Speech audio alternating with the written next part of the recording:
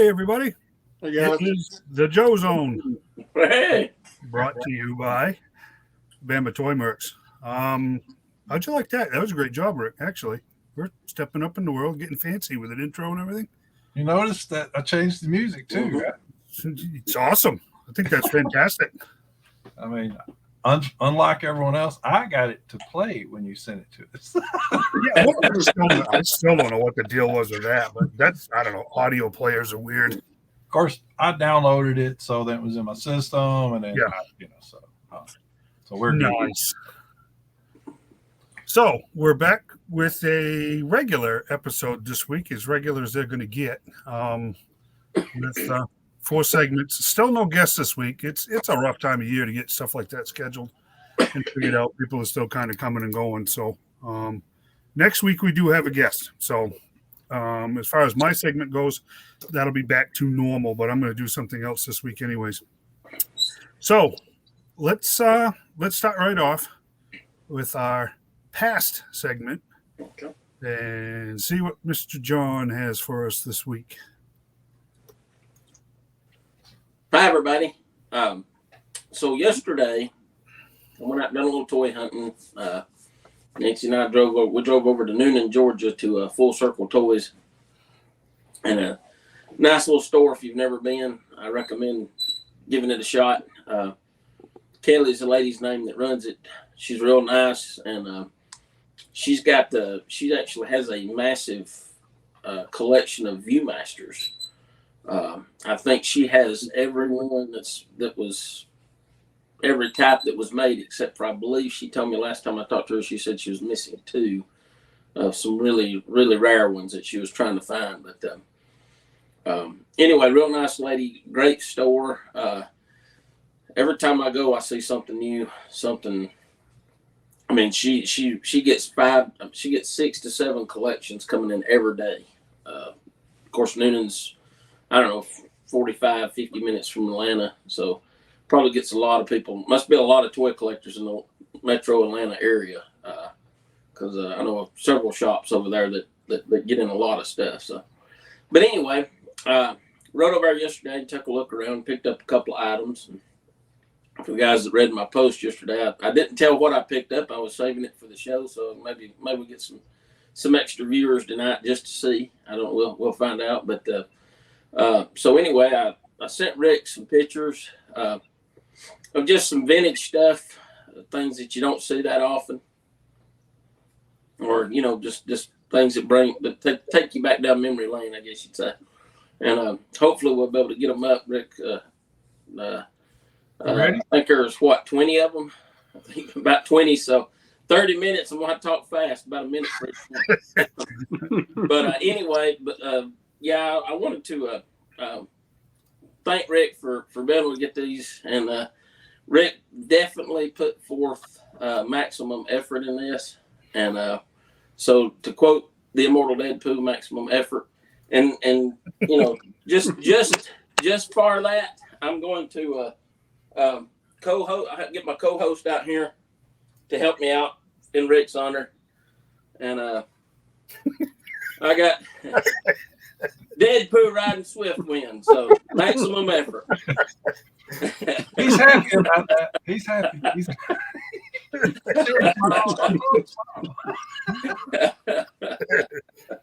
So anyway, thanks a lot. Okay, first picture here. Let's get going. All right, you guys may recognize these. They're sectars. Mm-hmm. They were insect type related characters that come out in the 80s, and interesting enough, a company called Nichelle, I guess it's the same company that brought the produced the toys that made us, and they just released some, I believe it's Robo Force figures, another toy line from the 80s, but they're actually got pre-orders on their website now for a couple of sectar figures that's been updated, given the I call it the classified type styling. It's a modernized articulation. But yeah, these were interesting. You had the puppets that you put on your hand that looked like giant spiders or flies, and they would ride on the back of them. And you had several different insect themed play sets and things to go with them. Really cool. I'm sure most of you guys probably remember. I believe there was a cartoon. I know there was a comic book for a short time. Yeah. There. And if you want to move on to the next, we'll just like I said, we'll just kind of go through these, and of course everybody recognizes this one, I'm sure. Yeah. Eternia play set, right? Yeah. And I don't know if I don't think she's got all the parts to it. She didn't put the monorail on it, but it was mainly for display. I don't think it's for sale. I think she just got it up there for display. But the stuff underneath it is, you got a Castle Grayskull there. She had a Fright Zone too. I don't know. I didn't look to see what the price was on it, but the Fright Zone looked like it was complete. But yeah, this is I guess you'd call the Holy Grail of the Masters of the Universe line. It was a massive play set, a lot like the flag. It was the three huge, the huge tower there in the middle, and the two huge towers on the side. One's supposed to be like, I guess, Castle Grayskull, and one Snake Mountain, where they all connect by the monorail. All right. What else we got here? And of course, some more vintage Masters of the Universe items. And if you notice, I don't know if you guys remember, if you look down there in the very bottom right-hand corner, you see I think they were called Meteorbs. That was actually part of the Masters Universe line, and they were look like little eggs that would transform into, like, one of them was a gorilla, one was a lion. That come in the later years of Masters Universe, and if I recall right, the name was Meteorbs is what they were called.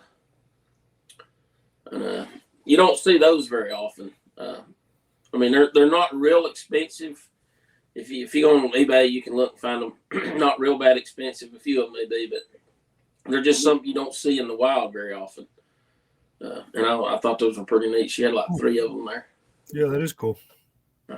Now this was this is actually a knockoff figure, but I thought the card art was really well done for it. And I've never heard of this knockoff brand before.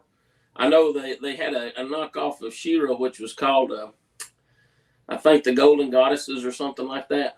And that's kind of what this reminded me of. But this is called the Galaxy Adventure Girl. And I thought it was kind of neat. I thought the card art was really well done, and it kind of reminded you of the era that it was made in. The Joe card art, of course, was well known, and a lot of the other card art from many of the different toy lines. But I thought that was kind of an interesting figure.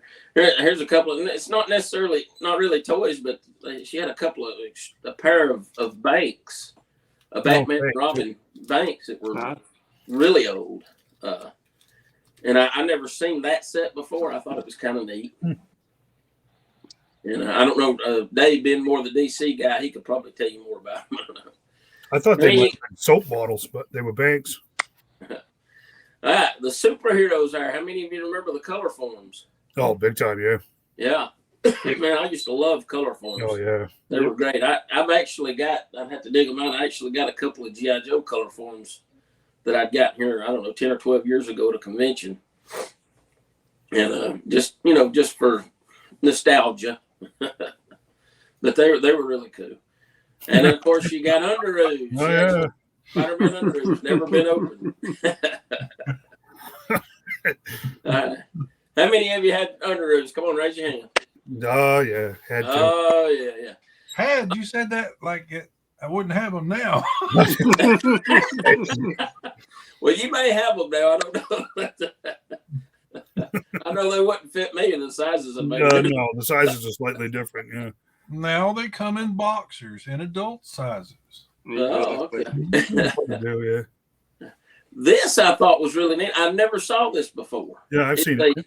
It's a V. You remember the show V Visitors? Mm-hmm. And they only made apparently this one action figure. Yep. And I'd never saw one before. I don't recall that. And actually, a guy bought that while I was in there. He come in and saw it and snatched it right up. But I mean, it wasn't. I mean, the box had you see a little cut across there. Mm-hmm. I mean, the box was in pretty decent shape. But yeah, I never saw that before. I thought that was pretty interesting. Oh, there you go. Some Mego Charlie's Angels. Mm-hmm. Yeah, Amigo was very, very big back in the 70s. It was the only game in town. Exactly, yes. Yeah. Clash of the Titans. Oh, there you go. From Mattel, you remember those? Yep. From the I'm movie. I'm trying to figure out what's next to it here. What is that vehicle? I'm not sure. I don't know. I'll have to go back and look through my pictures and see if I can find another. I took a ton of pictures. I only put just a few of the vintage stuff on here. I sent to Rick, but I've got a ton. I'll post them on the website later. I got a ton of stuff, new stuff, old stuff. Now this was kind of neat, and I don't know exactly how old these are. These may be reproductions because pops look like they were in really good shape. But I guess they were like walkie talkies. And again, I'll refer to Dave, see if he might have more information on them. Like I said, he's up to speed on DC. I'm looking at the Denny O'Neil Batman, and Robin too, for that matter. The title art, these were early 70s. Yeah. Cool. Yeah, they made it authentic. Is that a $7.99 price tag? Wow. Yeah. So those may be because it does have the Mego logo on there. Yeah, the MC. Yeah. Yeah. Big Jim. Big Jim. Yeah. Big Jim. Big Jim. Lost There's Big John.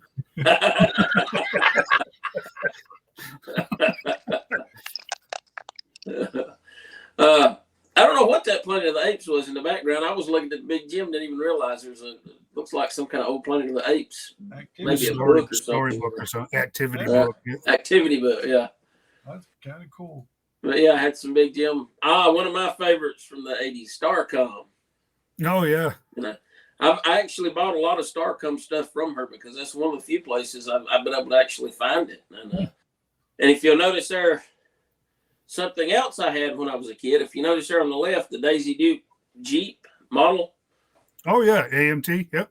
Yeah. I remember having that when I was a kid and putting that Jeep together. Yep. And I was going to say, you had Daisy Duke when you were a kid. Man, I grew up in the wrong part of the country, I guess. I love this cartoon right here, Exo Squad. It was cool. Squad, yeah. I think I've still got all the old figures from that. They're, stuff. So, is that Mask? Yeah. Oh yeah, she's had several masks. Of course, Boulder Hill, the tanker truck, Switchblade helicopter. She had a lot of masks. Every time I go in there, she's got usually one display case full of mask merchandise. She had a lot of individual figures too. I don't know if I got a picture of those or not, but of course everybody loved Mask, and I'm looking for them to bring Mask back anytime. I'm just waiting for somebody to pick it up and run with it, Hasbro or somebody. I can see that. I at least expect maybe 6-inch figures of the characters with the helmets with actual masks. That'd be cool. I've got these guys. The A.T.M. And she had the van to go with it. Oh yeah, there it is. Yeah. It had looks like the stickers and right there under the door had a little scruffed up a little bit, but other than that, it looked to be in real good shape. That was Galoob, right? Wasn't it Galoob that made those? Yeah, it was. It was, yeah. And I'm not sure who the guy was behind them there in the blue. It almost looks like a knockoff He-Man, but I'm not sure if it's. I don't know if you guys recognize that. Yeah, No idea. Those are probably the same. Line. Yeah. No idea. Okay. Yeah. We got some Market Mindy. She had a couple of Mindys in the box from the old Migos, and the Mark. I'm not really sure what those dolls. They were like dolls or like punching bags or what. I don't know.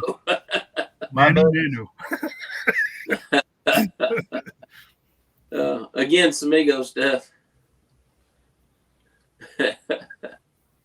But yeah, I think she actually had 3, and then of course Captain Power. How many of you guys remember Captain Power? Yeah, vaguely, but yes. Captain Power was neat because you could watch the TV show on Saturday morning, and the vehicles and the accessories would interact with the television show. Oh yeah, oh yeah. And they actually put out VHS tapes too. That if you didn't get to watch the show, you could do it anytime by playing it on your VCR.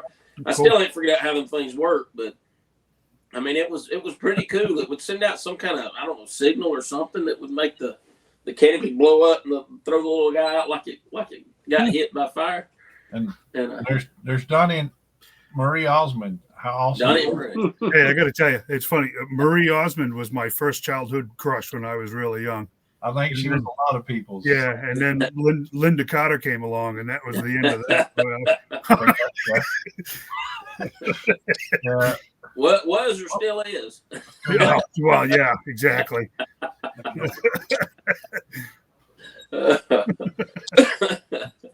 All right. Let's click.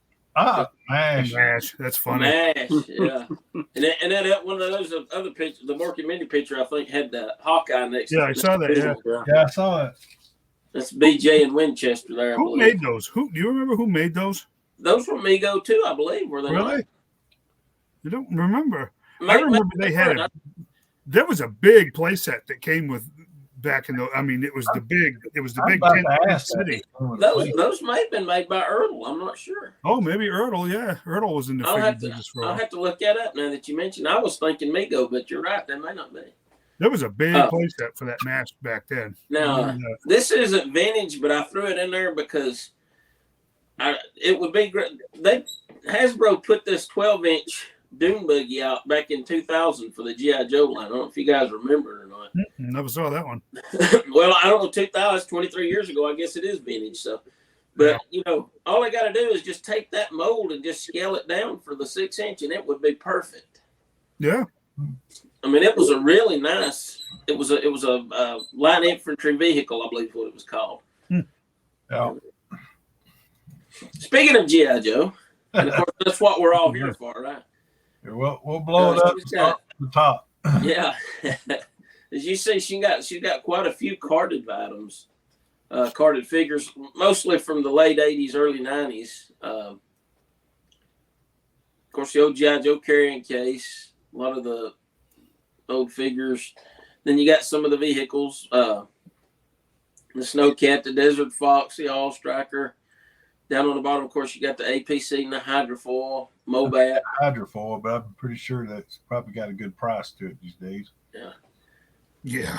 Oh, yeah. Right. Yeah. Especially if it's complete. That Desert Fox is a very underrated vehicle also. That's the one all the way over on the left on that second shelf up from the bottom. Yeah. The Desert Fox. Mm-hmm. Yeah. It was a very underrated vehicle. I really liked it. And it was, it come later. What? I think it come 89, 90. 89, 90, yeah. But it was kind of military more than the other vehicles at the time. I mean, it was actually, you could see it actually being a real military vehicle. Little stiletto big there wheel too. Right. And of course you got now that the glider, that's a glider 2-pack. And back at I know a guy had those selling them at Joe Fest back in about 2 years ago. It's actually a reproduction, and the guy that done a great job. I mean, the box art and everything looks really nice. She got a couple of things sitting in front of it. You can't really see them there, but it was actually a 2-pack of the old Falcon and Viper gliders that they did back in the early 80s. Yeah, those suckers got wrecked almost on day one. Right. It's really hard to find really a complete one without spending a fortune on it. Yeah. I know I've been trying to find a couple of them, but man, it's really, they're expensive. Yeah, they are. And got a little more modern stuff. TriStar International. That's cool. Yeah. Nancy's been on Google. Oh, Yeah. Thanks, Nancy. yeah. She's an awesome groupie. Okay, Tristan. I was thinking Mego for some reason. Yeah, you never know. And I didn't even realize because I was just going around taking pictures of everything, and I got to looking at the pictures after I left, and I didn't realize she had a complete stun there with the box.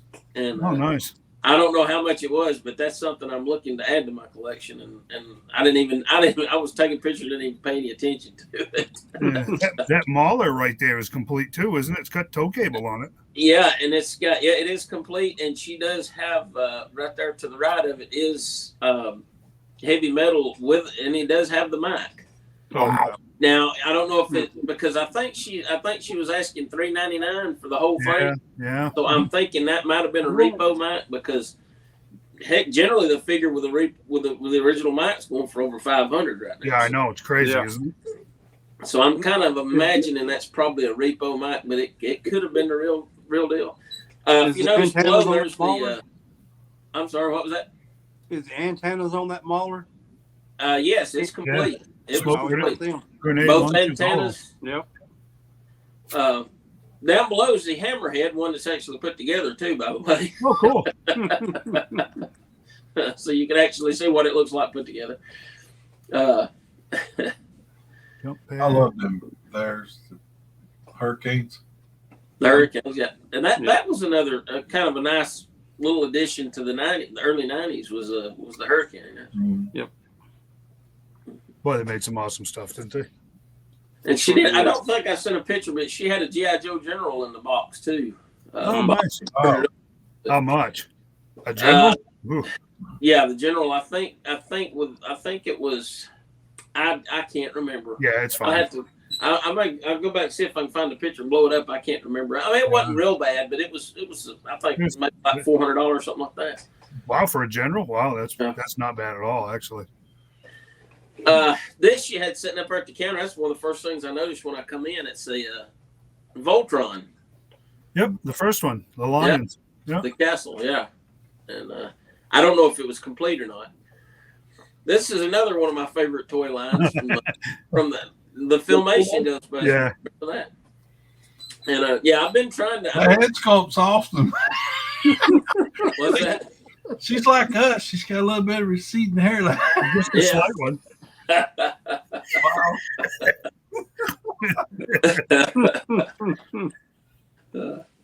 Yeah, I've been looking for some of those, and I actually found Tracy the Gorilla at like a flea market thrift store type place for $3. Oh, wow. He didn't have any accessories, but the paint was good on him and everything. So I've been looking for some from the accessories and some of those and all. But yeah, so that was some of the vintage stuff that I saw yesterday. Like I said, she had a lot more stuff. She's got upstairs storage area that she got a ton of stuff in. And she, like I said, she gets 6-7 collections a day. So I don't know where she puts it all, but every time I go in there, her inventory's changed a large percentage of it because I guess she has so much stuff moved through there. Right. And, I was in there maybe an hour, and there was 2 people come in selling stuff during that time that I was there. Of course, on Saturday, I'm sure she probably gets a lot more people coming in that day. But if you get the opportunity to go, it's about if you know where Carrollton, Georgia is, it's about a 25-minute drive from Carrollton.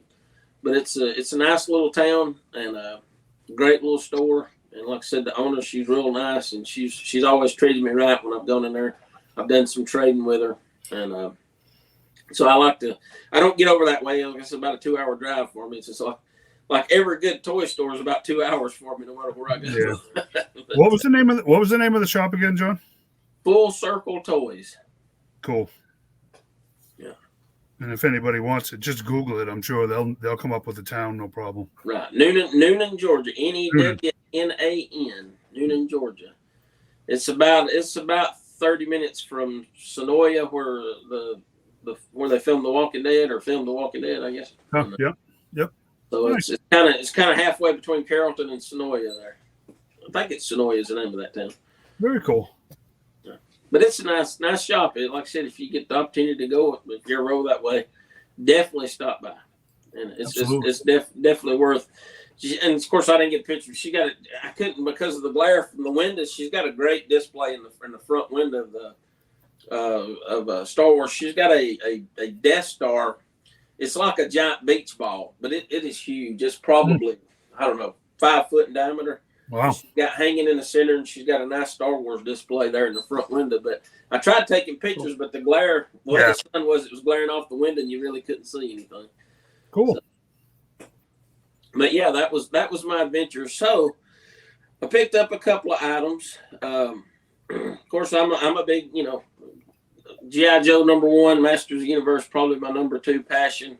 And here lately, the last couple of years, I've been looking for some of the She-Ra stuff, and I did manage to pick up a carded Starburst She-Ra. Nice. The bubbles kind of yellowed a little bit, but still, I mainly got it because she's complete and in mint condition. Right, yeah. Hanging out, and it's the She-Ra figures are not hard to find. They're just really hard to find with all the accessories, and especially with the cloth goods. So I actually, last time I was in there, probably 8 or 9 months ago, I picked up a carded Catra that's real hard to find with all her accessories. And so yeah, I was very pleased with that. So that's one of the items of the two. And Cool. The other, I just kind of got reminiscent. It's funny because this past week, I was looking at some of my Kenner Batman stuff, and kind of got reminiscent of the Toy Biz. When Toy Biz picked up the movie right after the movie come out, Toy Biz actually made the first Batman figures up there. And I'd had them, but I got rid of them a long time ago. And I thought, man, I'd really like to get that Batman. And sure enough, I walked in there and she had 2 of them. So nice. Yep. I picked, and this one, the card's in pretty rough shape. She had the other one had a nicer card. It was more flat and didn't have all the wrinkles and all on it. But it was it was $10 more. And I said, well, I mean, this thing's probably gonna come out of the pack anyway. Yeah. So because I love the belt on it. I thought that was great. You pull the belt out and it would retract and all. And so it was funny because I got on eBay and got to looking. I thought, man, these things are, I mean, they're not majorly expensive, but I mean, $40-$50. Right. And then you got to pay shipping on top of that. And I went in there and found this for like $30. And nice. and like I said, the card's been up, for another 10 for $40, I could have got one with a nicer card, but like I said, I'm probably gonna open it anyway. So right. I left the nicer one for the inbox collector or whatever, for the next go around. But so yeah, that was my 2 pickups from there. And next on my list is I only got the figures because, like I said, I was 89. I was in high school and wasn't really much into toys, but I picked the figures up. I thought they were kind of cool, and I hated I never picked up the Batmobile. It was a good one. And so that's on my bucket list now. I'd really like to get that Batmobile that come out with that set. Yeah, it was a good one. Yeah. So those are my pickups from Saturday, and nice. I'm happy with them. I mean, absolutely. Hey, anytime you find good vintage toys, you get, it's like when I walk in that store and look at that stuff, it's I almost feel like I did when I was a kid looking at it for the first time. Walking in there and seeing all the different things, and I really, that V figure was really, I mean, it crossed my mind. I thought, well, that is something different, and it would be cool. But like I said, I didn't have to think very long because the guy come in and he saw it and snatched it right up. But that was a cool show too. I remember going to school the day after that episode aired when you finally found out they were lizards when the guy eats the rat. I mean, there was 9 million kids in school, and that's all that got talked about that day. Was that episode of V where it was actually the girl swallowed the rat. I can't remember her name, the black-haired woman. But that was awesome. And it's funny when most people hear Robert Englund, they think Freddy Krueger. But every time I ever heard Robert Englund, I always thought V. Yep. I always remembered him. He was the one that kind of switched sides and became like a good guy, Yeah, he was a real nerdy character too. Yeah. Right. Yeah. But it's a great show. I think they rebooted it back in the 2000s. They did, but they left the final episode as a cliffhanger and never made any more episodes. Oh, I hate it when they do that. Oh, it was bad. I still remember it. I'm glad I didn't watch it now because that would have just made me mad. what is it, Morena Baccara? She played Leslie Thompson on that Gotham show they did a few years ago. She was the main baddie alien in that reboot. But yeah, they ended that one with a cliffhanger and never made any more episodes. It was a real bummer. I remember being excited when I saw that they were rebooting it, and then it just ended, and I was like, "Oh man, what in a crap!"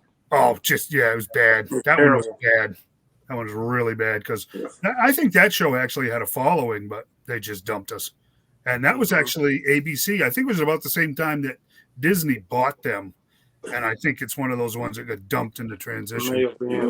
Yeah. So nice work, John. That was actually awesome. I've got to get over there. Maybe sometime I'll swing by your place and we'll go over together and go broke. Well, we get an early enough start, we can hit Full Circle and then take the interstate up to Woodstock up to Second Chance Toys. That's another really great store too. Yeah, make a day. The guy he's from Florida. He was actually had a store in Jacksonville, and his son went to college and all up around Atlanta. And he told him he said, "Dad, I want to open a toy store up here." So he packed everything up, moved up here, and helped his son up the store, and that's what they do for a living. Nice. And he's doing really well there too. He's got good clientele. Like I said, Atlanta must be a very popular place for toys because he gets in a lot of. I mean, he's actually expanded his store. He's got the shop next to it now and expanded into it a little bit and got a little bigger store now too. So, very cool. They're too, and he's I've sold some Legos and stuff to him and done some. Actually, I have to have it on one of the shows, but I got because one of the things on my bucket list I got from his store. Traded him those Legos and got the Knight Rider car with Michael Knight, the action figure with it. Cool. And it had the box. Wow. I was just mainly looking for the car and the figure because I had one when I was a kid, and it actually had the box with it too. And I thought, oh man, and he done me a real good deal on it. Nice, really good. So both those. His name's eluding me right now. I can't think of his name. But him and Kelly at Full Circles, they've done me right. I've been real pleased with dealing with them. So, and definitely two great stores to check out. Very nice, great job. Actually, that was actually great. Thank you, Rick, now that we can add photos to this stuff. I bet it gets more interesting as we go along. Yeah. What do you think, Shane? What do you got this week?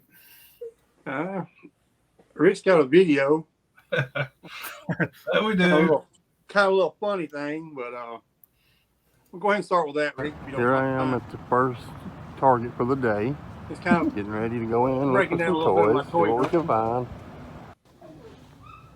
Headed to the toy aisle. Let's check them out, see what we got. If you're into the Revelation Masters of the Universe, you can find She-Ra, Crapjaw, and Hordak most likely on clearance.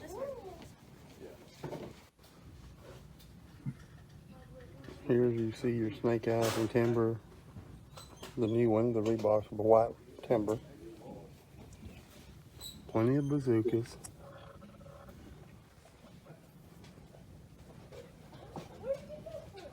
Some Vipers. An old Outback. Over here is the Masters of the Universe Masterverse figures.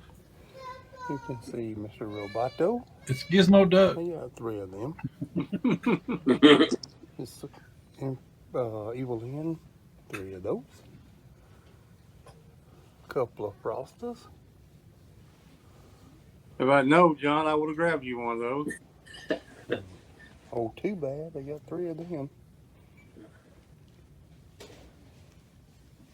As far as the origin line go, the same old peg warmers just hanging out.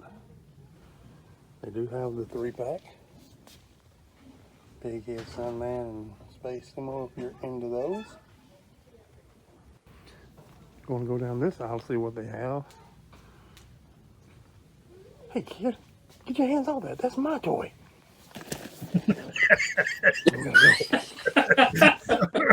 gotta go. Hurry, hurry. I can still outrun a little kid, that's for sure.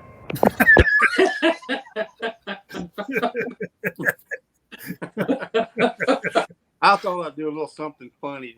That was great. You know, since Rick can do videos and I don't want to overload him, I guess.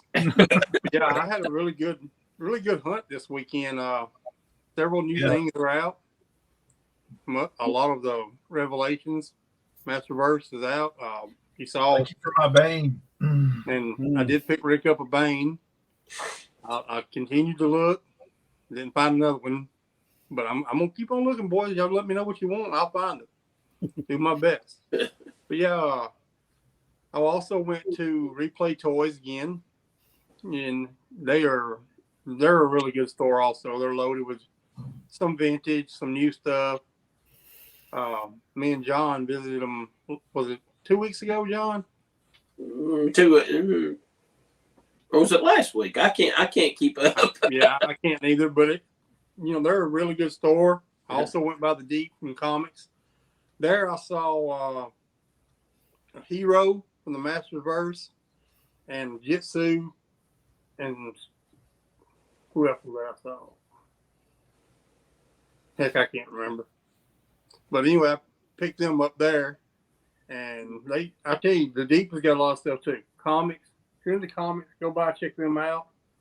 A lot of toys. Yeah, Some things you're looking for, check them out, man, and see, because they're loaded. But yeah, Tiger Force Dukes is out. You saw the bazookas. There was some Marvel Legends stuff, not a whole lot. I was looking for Rick a Red Skull. Didn't find one of those, but they're supposed to be coming out. Some WWE figures. Nothing. I'm not much into that, but I know some of the guys in the group are. I did see an Ultimate Warrior Ultimate Series and Brock Lesnar. So, I mean, there's a lot of things coming out right now. And I've also seen and heard reports of the retro card Gung Ho and Destro hitting Walmarts now. I have not seen one, but I've seen several people say that they've saw them and picked them up. So that's one thing you guys can be looking for. Another store I went to, if you're into Legos, is Brick and Minifigs. That place is amazing if you're into Legos. If you like Legos, that's the place to be. Just a few places like that I went this weekend. Total Nostalgia, which they're always great. Every time I walk in, I feel like I'm going back in my childhood. They're amazing. And I encourage y'all, a lot of these local comic book stores and stuff, they may be a few dollars higher than you buy retail, but they're not retail. They're not a retail store. They're mostly mom and pop stores. Yeah. I encourage you to support those guys. Support your local businesses. And if you're within 100, 150 miles, go check these stores I mentioned out. Replay Toys, Total Nostalgia, the Deep Comics and Toys, Bricks and Minifigs. Check those guys out. They're amazing. And also, if you're looking for things and they might not have it, they'll be on the look for you also. And, Total Nostalgia is like the place that John was talking about. They get a lot of collections in, and they will be looking. If you're looking for something, let them know. They'll look for you. They found me several things over the past couple of years that I've been going to their store. I think the Deep's listed in the book as being one of the top 10 in the nation and the largest comic and toy store. Oh, Deep, yeah. It is. And they even have, what's that? The Magic the Gathering, is that what it's called? Yeah. Floor. They have all that stuff, Dungeons and Dragons. Well, they got a whole floor plays upstairs. Mm-hmm. Yeah, my wife was amazed by that. Yeah. They have a real large gaming section. I've known Ed and them since they were down by the old stadium and they were in a closet. They're just talking about mom and pops. They may be larger scale, but Ed and them still real people, and I still support him and stuff. Oh yeah. Over the years, I've watched his kids grow, and we did a commercial with them one time, and me dressed as Jason and all that kind of stuff. It was just, they're good people, so anytime I can throw money towards good people, they're going to get my money. So yeah, every time I go up there, that's one place I go by. I believe in supporting your local business, man. Yeah, unfortunately, you got to deal with Mike when you go in there. So Mike is also a member of our group, so he might be watching. Never mind. Who said he that? might. Yeah, he actually might be watching tonight. Yeah, maybe. But yeah, that was pretty much all I found this weekend. If you guys are looking for anything, shoot me a PM. I don't mind looking, and I definitely don't mind picking it up, and I will get it to you one way or the other. He's the Indiana Jones of toy hunting. Well, been a little dry here lately, but I try. But yeah, I mean, just shoot me a message.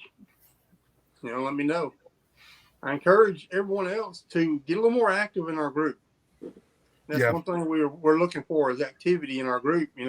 Post your pictures, post what you find, post what you're looking for. Yeah, we're a group of toy hunters. Yeah, not toy that's what we're here for. Right, yeah, exactly. This group was created to find toys for each other at the prices that we're willing to pay, not scalper prices.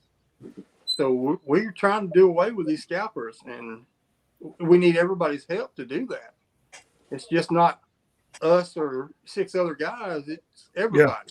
Yep. And I know a lot of people, it's rough right now, and you don't have the money to buy 5 or 6 extra figures, but you can buy one for someone that's looking for somebody. Right. If you can, that's great. If you can't, we're not going to hold that against you. I'm not above stashing stuff for someone else. Yeah, that's true. I won't hide it and go, look, it's behind the ladies' lingerie. And he always stashes stuff behind the Mario toys because nobody buys that stuff. Nobody buys. If you find me a Frost to stash her over in the frozen foods for me, would you? That'd be kind of cool. I'd do a video. Yeah, we'll put her over here by behind the eggs. Can't nobody afford to buy them anyway. Really? Yeah, but that was pretty much it for the weekend. I didn't really go anywhere today. Worked around the house a little today, but other than that, it's a pretty good day hunting for me because I picked up several figures for myself and for others in the group. And I did get a Tiger Force Duke, and he was in the box. Yeah. Made sure before I left, even though I did have to knock 2 kids down to get to it, but it was worth it. They're rubbery. Yeah, they heal very quickly now. Oh, they do. Yeah, they're like rubber. They're fine. No, but no children were harmed in the making of that video. Just That's right. knows. That's right. Maybe a mom or dad was, but that's funny. Yeah. Some guy in a red shirt. What was you should have had a little kid there dressed up like the kid in Temple of Doom. That actually would have been funny. Yeah. Was it short stack? Is that what that kid's name was? Short round. Short round. Yeah, that would have been funny if you had a little short round with you. Shane, Dr. Shane, I found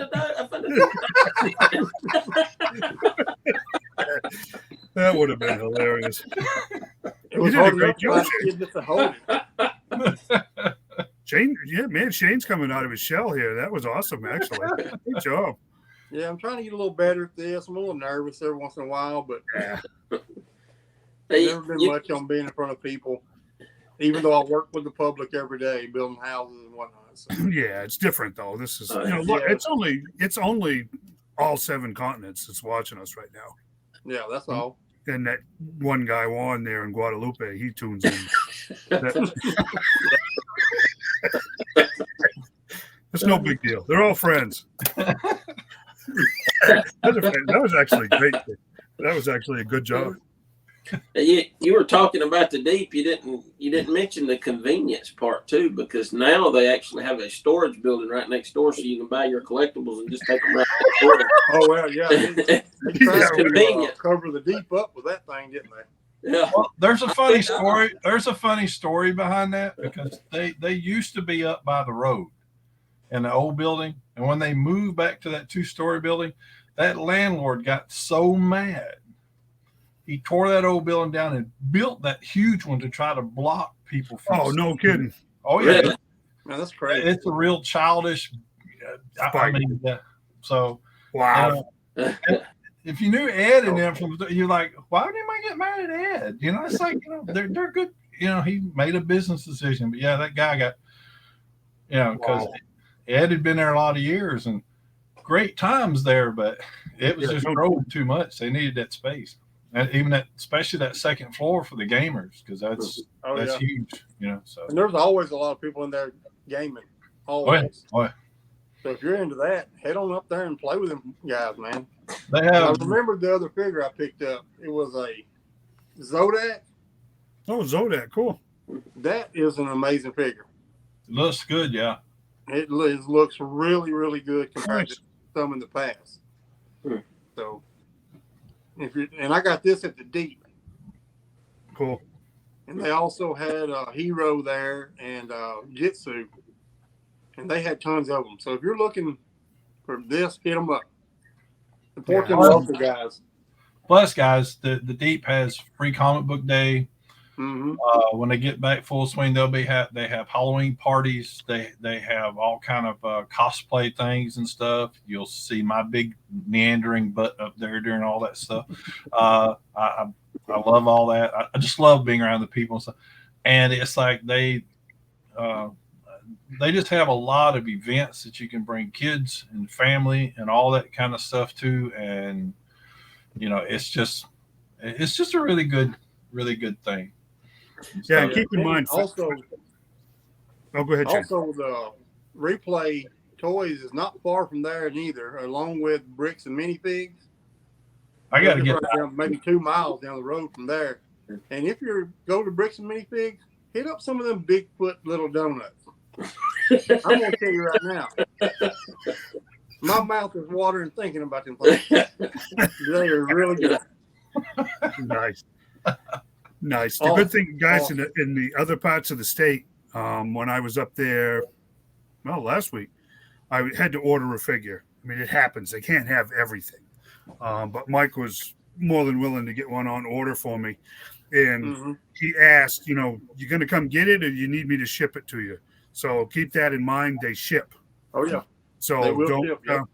We've got guys down in Mobile area and like that, south of Montgomery area. If you're thinking it's just too much, or even here in Birmingham area, they'll ship. And there's a good chance if it's modern, recent retail, if they can't get it, if they don't have it, they might be able to get it for you. So, yeah, you give them guys a shout out because it's a cool shop. I mean, like I said, my wife was amazed by the upstairs. Very, very awesome shop. Yeah. Very cool. Yeah, nice job, like I said, just support them local businesses. Yeah. Yep. Yeah, they're the ones that are paying for your schools and stuff.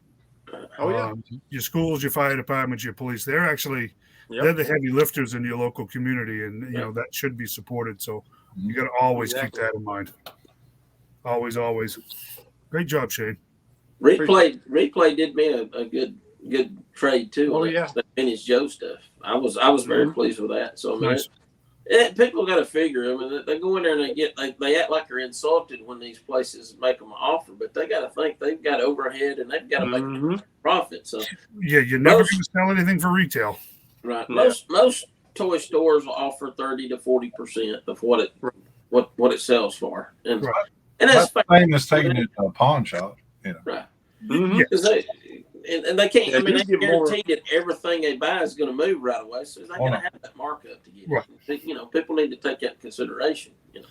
Right, and that's the thing. If you're in a hurry, don't complain. If you got time, put it on eBay or one of the other Facebook groups or whatever. You want retail, you're going to take you some time and some effort to do it. If you're in a hurry to move or you're just looking to trade, you're going to get what you get. That's just a fact of business. They can't give you retail, turn around and sell it at retail and stay in business. Right. It just doesn't work that way. And you know what? Most margins are somewhere in the 60% just to pay the light bill. So it's just a fact of life, guys. And I think everybody knows that. So yeah, but they still deserve and I mean that. I think that's the right word. They deserve to be supported. Exactly. They because deserve it. I can tell you, coming from a place like Maine, who has completely and totally destroyed its tax base, the minute that happens, everything goes right in the hopper, and they're expecting homeowners and grocery shoppers and car buyers to make up the difference. And I'm telling you, you want to get driven out of an area real quick, kill your local businesses. You won't be able to stay there much longer. Right. So that's just a fact. But yeah, no, support them, support all of them. Even, if they're in Georgia, if you don't live anywhere near Huntsville, so what? I mean, local businesses are local businesses. Target doesn't need your money. Nope. Walmart does not need your money. Nope. These smaller Northside Toys did. yeah, In Murfreesboro, I've actually been to the store, met the guys and that stuff. It was years ago though, but yeah, sucks about that. But well, I don't know what's going on up there. Their website says it's under construction. Come back soon. oh, I don't know if They're done. they're They're done. done. They're filing bankruptcies and burning people on pre-orders. And the problem with pre-orders is when you send a pre-order and they charge you, they use that money. And what happens, of course, Hasbro had a lot to do with that too, because a lot of these companies took pre-orders on certain Star Wars figures, and then Hasbro goes, "Oh, we're not going to make them. We're not going to release them." The company's like, well, we got to return all this money. It's like, well, we can't. We done bought all this with that money. Right. We don't have the liquid. So they were selling figures extremely cheap, trying to liquidate stock just to get pre-orders. Yeah. Yeah, freed up capital. And it bit them in the butt. So,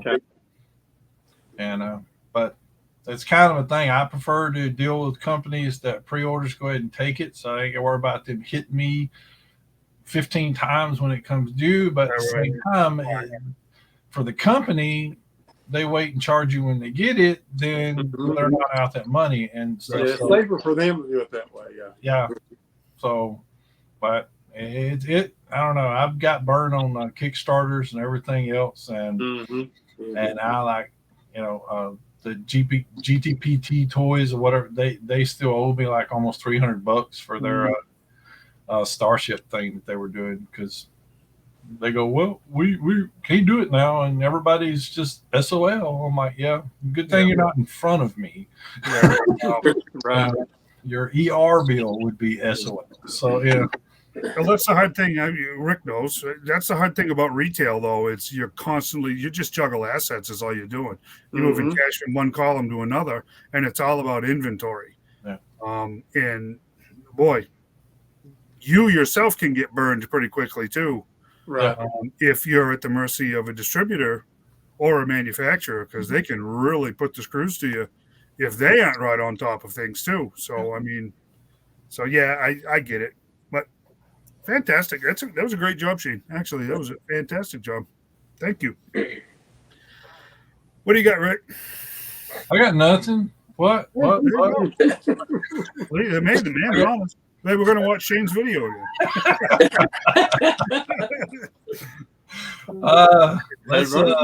Running from that little kid was rough.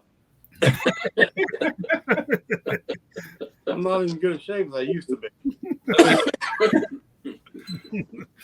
Let me get my section here. Let's talk about some G.I. Joes, shall we?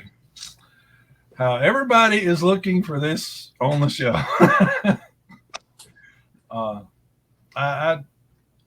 I keep seeing because I'm a toy photographer, I keep seeing people take some awesome pictures of this, and I'm going, I need this figure. I would sell my grandkid for enough of these figures. It's like nobody has them, and Big Bad Toy Store is like restocking soon and all that kind of stuff. And I'm like, oh. So I'm in dire need of that and stuff.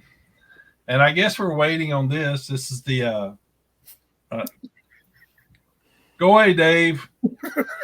Evil one, evil one, evil. Mama said you are the devil. I don't know what you mean. I have no idea what you're talking about.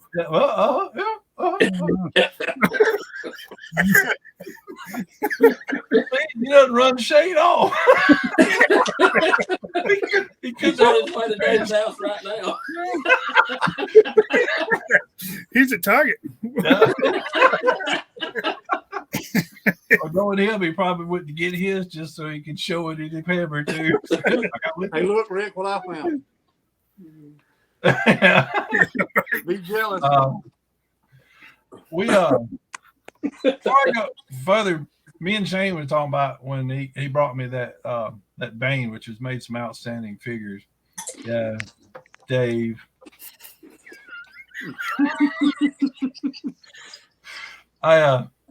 About how we Shane finds toys and people are like, "Hey, I want that," and then he's got his own money on hold for people that never buy from stuff. That gets really, really frustrating for a hunter, an active hunter like Shane is and stuff. So it's like if you and then they get mad if a couple of weeks later when he sells them to someone else and like, well, I'll go to them. I'm like, So we had talked about in the group that if we did that, we probably should set a rule of like 3-day turnaround or something like that. That if you don't buy in 3 days, so worst case scenario, you take it back to Target, get your money back and stuff. Right. When the next time you do a run, but it's like, yeah, we can't have people. Or if you're like me, you throw the stupid receipt away and can't do that. Yeah, don't do that no more. Yeah. And if they trust you, they can go ahead and pay you the money, and then you just kind of not out the money until they get up with them or something. Oh, me and Shane's done that countless times between us. So if anybody deals with him, I'm telling you, he's. Oh yeah. Yeah, just that's his word you can take to the bank. So, anyways, honesty number one, man. Let's talk about number 2 here. That's this Crimson Guard here. The carded one, which I think looks more comic book accurate. Cartoon accurate, wasn't it? Well, I think they were black faced, weren't they? And I remember which way it was.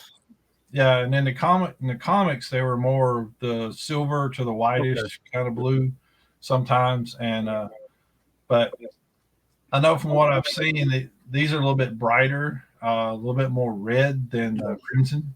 So someone would be like that. And now we're talking like the retro card one better. Like red.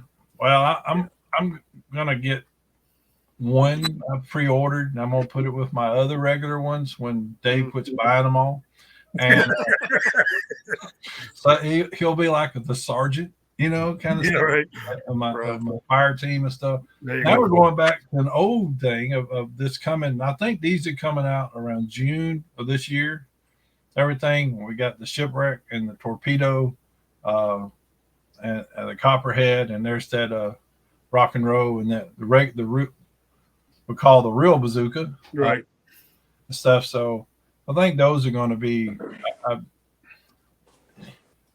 I see a lot of what I guess some of the customizers call fodder bodies and stuff that can be converted to a whole lot of stuff and become a whole lot of characters. So a lot of people should like that. And then we got the retro carded Snake Eyes, which is my favorite Snake Eyes, the Commando one, and I think they killed it here. The grenades are nice. So everything, he's going to be just right where he should be. He even comes with his purse. It's important. Purse. The man purse. Moisturizing is important. The Mercs. Yeah. So but they're Walmart exclusives. So first, you'll have to get rid of the Baronesses and Lady J's that are taking all this space because they're just crazy. And that I'm looking forward to. It's come with a hiss. I wish they would have done the Mickey Mouse Cobra. That's what I don't like about it because I think all of us here ordered that hiss. Did we not? No, I did. No. Dave, what's wrong with you? Spent all your money on Crimson Guards, didn't you? Exactly right. Yeah. No, I mean, I'd be honest with you. We were going to, but I mean, to be blunt, I think I'm not alone. $300 sitting in limbo for 16, 18 months we just couldn't do it. You know, I'm not a fan of that.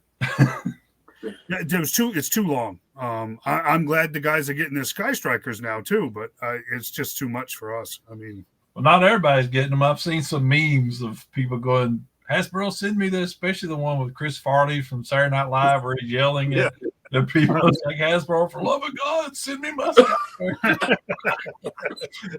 So, this internet is always going to be a meme. I think this is about true to form. There's not a whole lot of updating to it. I think it looks like the one we got. Yep. And next year is going to be really good about stuff. It's kind of an artist that had redone what they thought the characters should look like rock and roll, solid color, all that kind of stuff. And not a whole lot of changes except for with like a Shipwreck. You notice it's a rope and stuff instead of right. That's what we should have got already, but they did what they did. Now they get to sell it twice because everybody's going to want that. That's about almost as close to the 3 3/4 OG Storm Chat as you're going to get. Yep. Unless you go to articulated icons with a little customizing and then the extra set of arms, you look like you think someone just put a growing ray on the old OG figure. Yep. And there's Zartan. Both of those. Yeah, I think amazing. I think he's just based upon the that one that come in the deluxe thing. Except I don't think he's got the color change and stuff. I don't think so. But I like the change in the color and stuff. It's a bit more closer to the old toy. So definitely got to have that one to go. There's that rock and roll. I know we're getting some mixed reviews and stuff. Yeah. I just dig it, man. I just dig it. Yeah, I like it too. I think it's clean. I think it's right along the time. Hang 10. Yeah. Those surfer things, stuff. Gun Belt, the M60. It's just that's rock and roll. They gave him a pig. He's got an M60. They didn't give him a saw. It's awesome. Yeah, I like they stuck with that. I hope the tripod, the bipod sits out and stuff. That'd be kind of cool to be able to do that. So I know a lot of people think about the ink and stuff, but that's quintessential of a whole lot of veterans and stuff coming out now. They get ink and all that kind of stuff. So, and since he's an older guy, he would be kind of a veteran part in that stuff and stuff. So, and you got Hector Delgado here. I've never seen him without the things. I don't know about the hair thing. So maybe we can put it on Lady J and give her a bad hair day or something. A windblown look, yeah. Yeah. Well, so maybe it should come with a pack of crackers for Polly because he's always wanting crackers. But that's pretty much Shipwreck. I like that they've kind of gave him a little raised eyebrow and he's got a little expression and stuff because he was all about some personality. Shipwreck was just awesome character. I like to say really close to the original with him. Oh yeah. I think he's one of the closest. Yeah. Yeah. I can't wait. But I do also like the mix with rock and roll from modern to original too. But I don't know what they could have done with Shipwreck to make him more modern looking. I mean, he looks great. I would about guess we'd get a more vintage rock and roll on a retro card from Walmart later on. Probably they just turn the whole thing green and just remove the ink and stuff. It's and there's one of my favorite figures ever. Now he's upgraded as in the fact that the fins and all that kind of stuff are different, more modern and everything else. And this time it comes with actually a sub machine gun instead of just the harpoon and stuff. But the mask and everything else. So I'm hoping soon we'll see that basically converted to Cobra Eels, because that's my top Yeah. Yes. Cobras. Yeah, exactly. Yeah. And that's just even though if you want to be retro and a cartoon kind of thing, you just change these to this to orange, and you can put any of the guys in it, do a convert over to the female, kind of a female character, and then you'd have the thing from like where they were under the sea and stuff, when they're all the underwater things Mm-hmm. and stuff. And then they, as on the pipeline, they have announced Trouble Bubble and that Televiper. Yeah, I'm really anxious for that one. Oh yes, definitely. Yeah. So that's a no-brainer. It's probably going to be I think about an $80 thing. Yeah, I bet it's Serpentor level money. Yeah. So, but yeah, it's I don't see how a true fan that can afford it can pass it. If you can't afford it, you can't afford it. That's you can't fault somebody for that. I can see that. I mean, that's really the first deluxe thing that they've done that's army building, really. Yes. Mm-hmm. It's true. Yeah. So, I mean, I can see, because I see these guys that's got like 100 bats and 100 Cobra Vipers and all. I could see them having 50 of them Trouble Bubbles. Yeah. Oh, yeah. This is another one I'm looking forward to coming up. I've seen that some people's already getting her and all that kind of stuff, but the cover girl, I think they did a really, really good job. And since I got this picture up, I've just got to say, I hate this artwork. This is not G.I. Joe artwork. This is Scooby-Doo artwork or Hanna-Barbera Happy Meal artwork, not G.I. Joe. Yeah, it's kind of like Wakamakara, dude. Yeah, they need to stop doing this. I know they're trying to make a kid look at that and go, "Oh, she looks so cool," and stuff. And so, plus, I went shopping today, or was it today or yesterday, or whenever I went shopping, looking at these packages, I saw the Snake Eyes in there. I saw the ones of Dungeons and Dragons and stuff. I'm like, I couldn't see the figures. Yeah, I have a big problem with that. Yeah, I know the QC of Hasbro.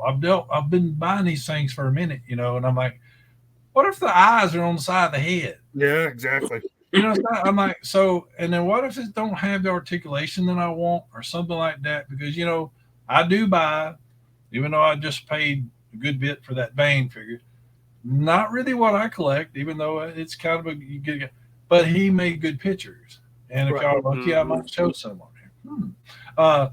But I don't know what I'm getting if I can't see in there. Even, it's like, I don't know. I'm just not a big fan of it. No, I agree with you. I saw this afternoon, we saw the Snake Eyes, the new Snake Eyes Timber. And as a Snake Eyes fan, I was showing it to my wife and stuff. And I said, this thing's $45. I can't see spending $45 for this, right? And I put it back. Here's what I know. If I could have seen those figures in that package, I would have bought them. Right. Yeah, Hasbro's going to end up hurting Hasbro in the long run, I do believe. I believe so, yes. Yeah, they're going to have to go back to a way back when they used to, for me and other influencers back in the day, they're going to have to send stuff out months and months before release. So influencers can get this stuff online and people can go, okay, that's what that's going to look like. Right. That's what I want.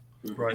Yeah, you may still get a QC issue, everything else, but now you don't even, some of them don't even have the actual figure on the back of it. It has a computer generated image. And like, I don't know. Mm-hmm. Like Shane said, yeah, Duke was in there. You don't know what you don't, know what you got. I'm anxious for this one too. Yeah, see, I'm totally pass on all these sub team things. They're just not me. Yeah. I know a lot of people dig it, and it does look cool. So that looks like G.I. Joe art. Yes, it does. But that's not what some 9-year-old's going to go by and go, "Ooh, look, it looks like a cartoon." That's I don't know. It's just Hasbro's known for their repaints. Yep. from original Joes to everything else, they got to squeeze money out of every body mold and everything they make and stuff. That was an impressive figure. They hit it right on it's the a good one. I mean,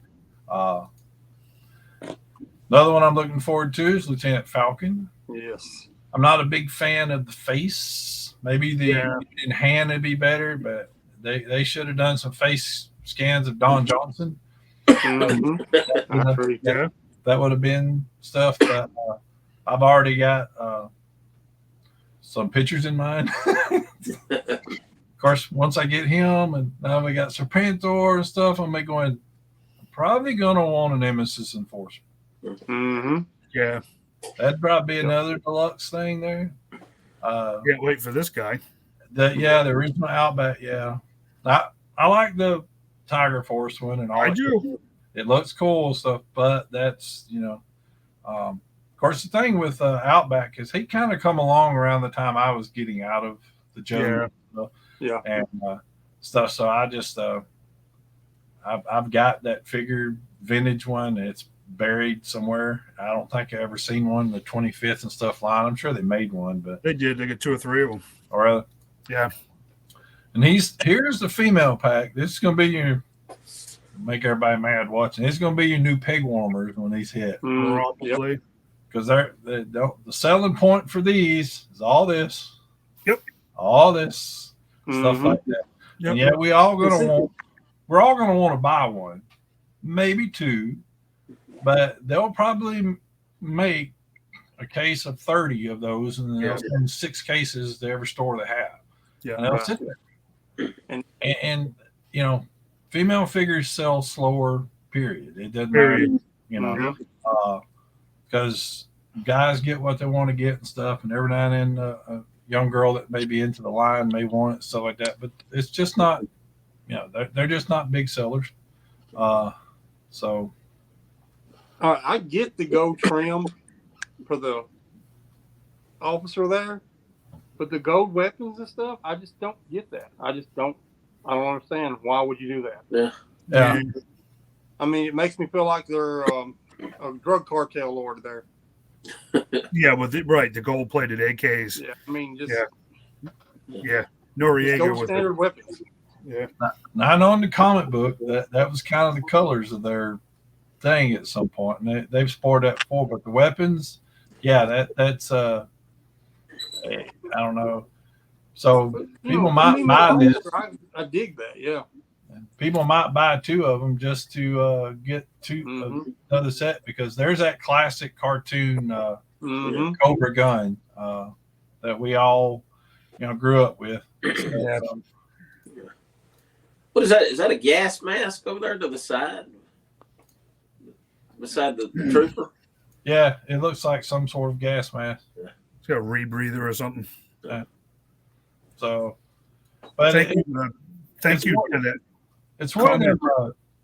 It's one of them hide your identity masks stuff, so you can be anything or anyone underneath that mask. So that was always one of the selling points by statistics and studies and everything. That's why Cobra always sold more than G.I. Joe, because Cobra had mask and you could be that Cobra. Same thing with Snake Eyes. You could be behind that mask. Yeah. Since we never really knew what he looked like, and stuff. So other than the back of his head from down and out. And then later on, I guess they showed his full face and stuff like that. Yeah, he was reconstructed. Yeah.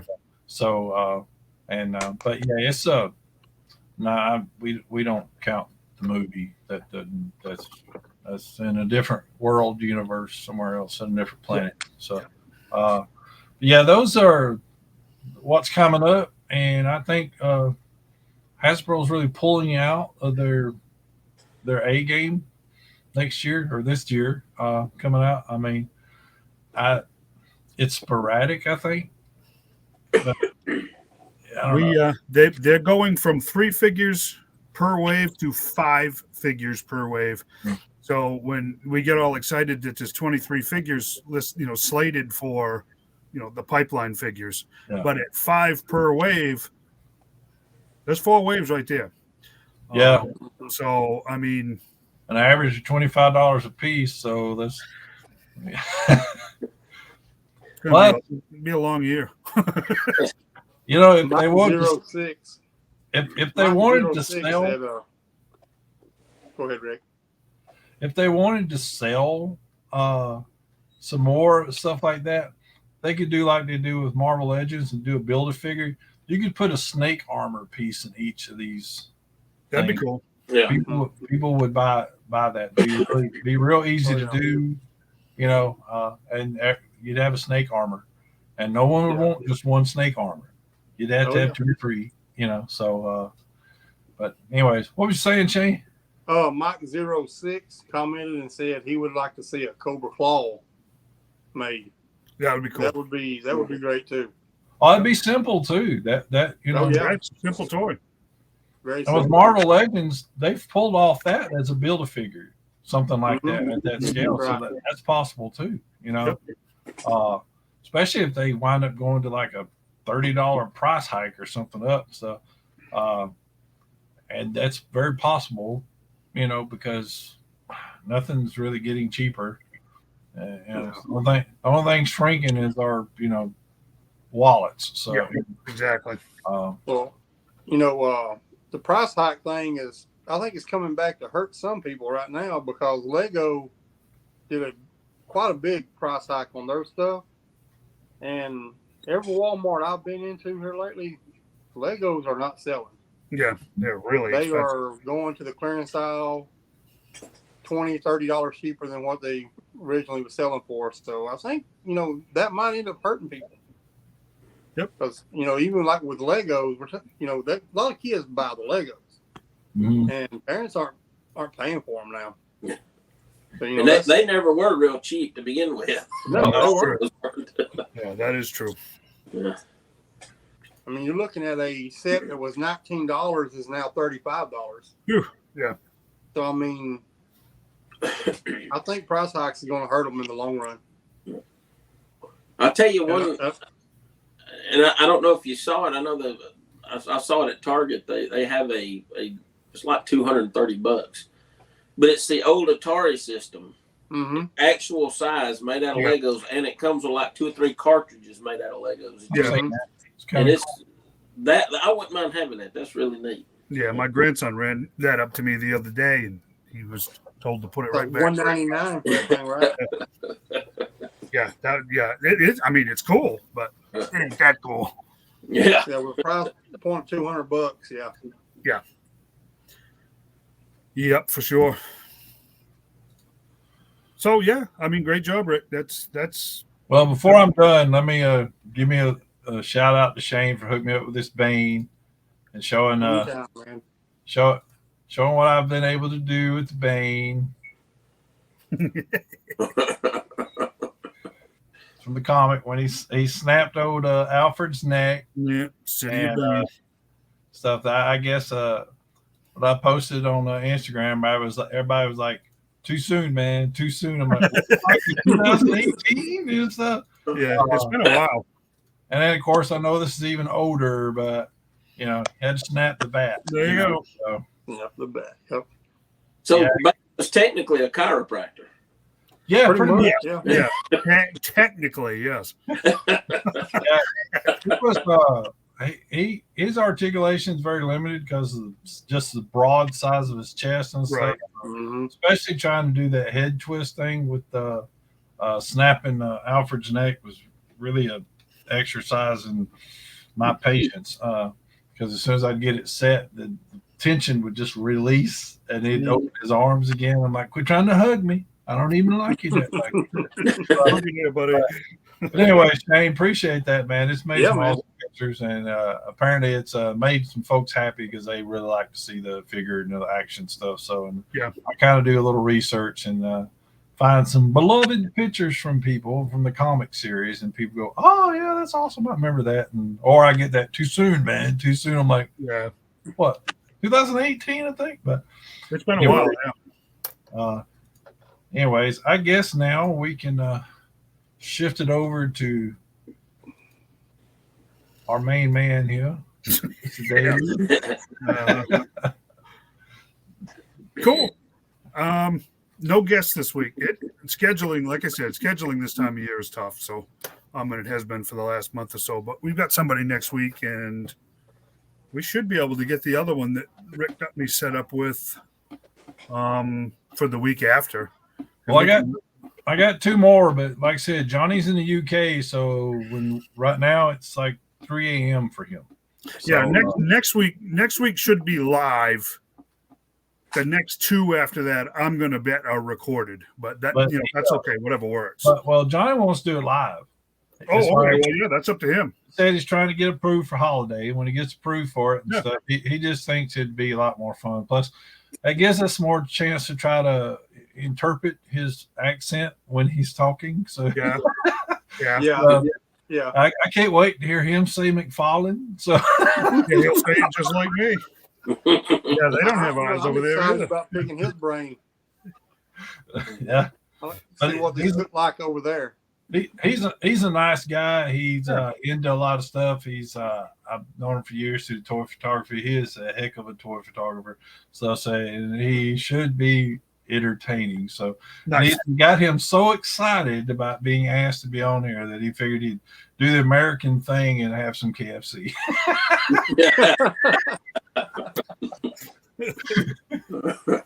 I'll shut up now. Go ahead. That's American. I just wanted to I'm going to show you what I've been up to real quick and then kind of draw a comparison to what we're doing here as a whole with the group. I posted pictures of the work on the Defiant the other day, getting ready to repair these lift arms, and the actual crawler has some damage on the underside of it. It's from the springs, and it's from that crank handle. They're always broken. And I told you probably the next day I'd be ready to put that at least a crawler back together, and missing one. Oh wow. I'm not sure if I even ever had it, but I got another one. I did get another one. So in the meantime, I was able to finish this. Awesome. Which I got the canopy for a credit that I had on PayPal, which was awesome. These are not repros. These are real. Nice. I still got to get the brass colored boosters, but those are really easy to come with.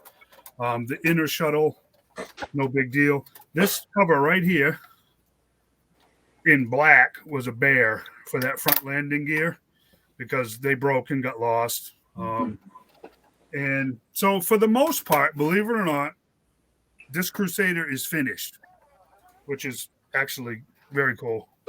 The last piece, the very last piece that I needed for my Defiant was this in white.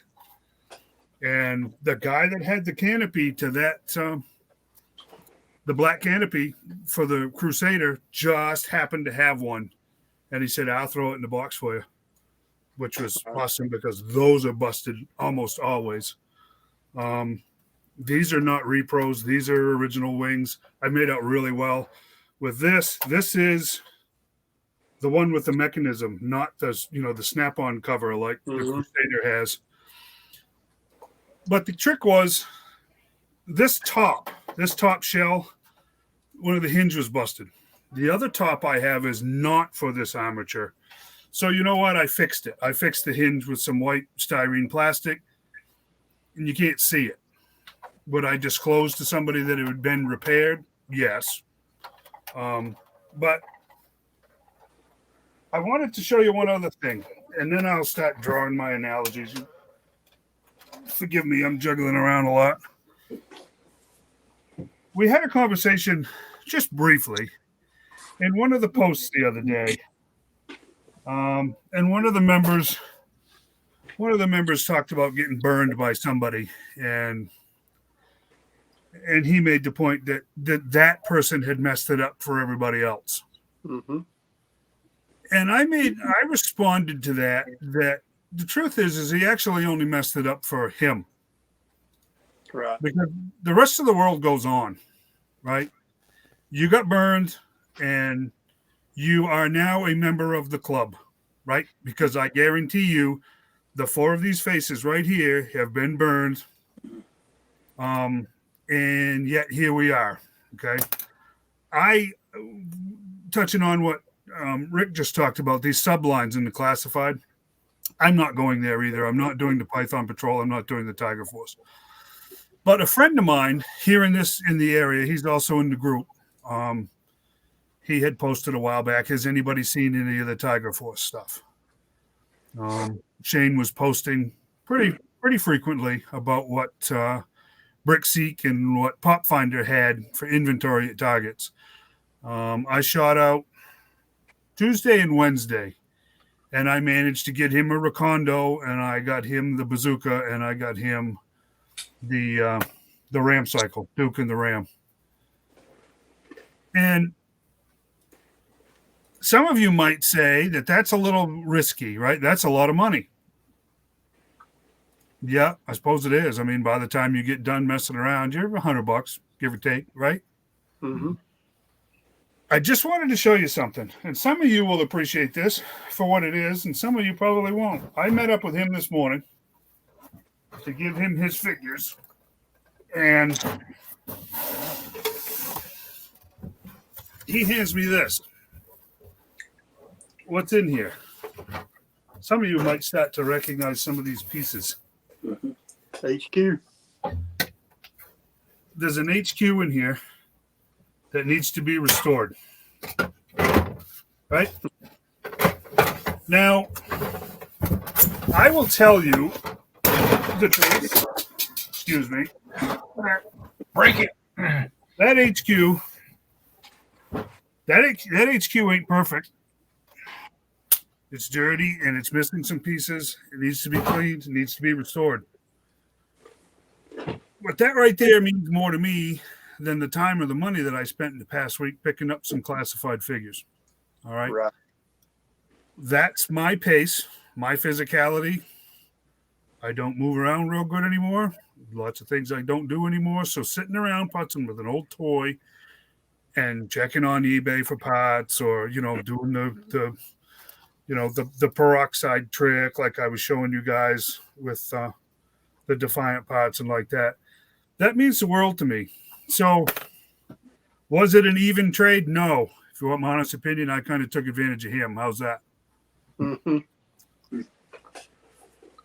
The fact of the matter is, guys, I've been thinking about this a lot, and I know there's probably, we joke, but we got a limited number of people that are listening to this, but it's like Rick said earlier this morning, I'd rather have 5 lions than 100 sheep.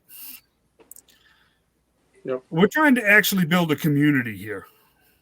Look, there's 9,000,001 groups on Facebook. Every one of us is in another one, right? God knows how many videos, or little shows like this there are on Facebook. I will tell you what, though, I don't think there's any of them that are actually trying to build a real community and trying to do something. You know what I mean? We're not just accumulating toys or more for me and screw you. Excuse my French, but that's kind of what some groups are about, to be perfectly honest with you. This stupid little spring just kind of reminded me of people.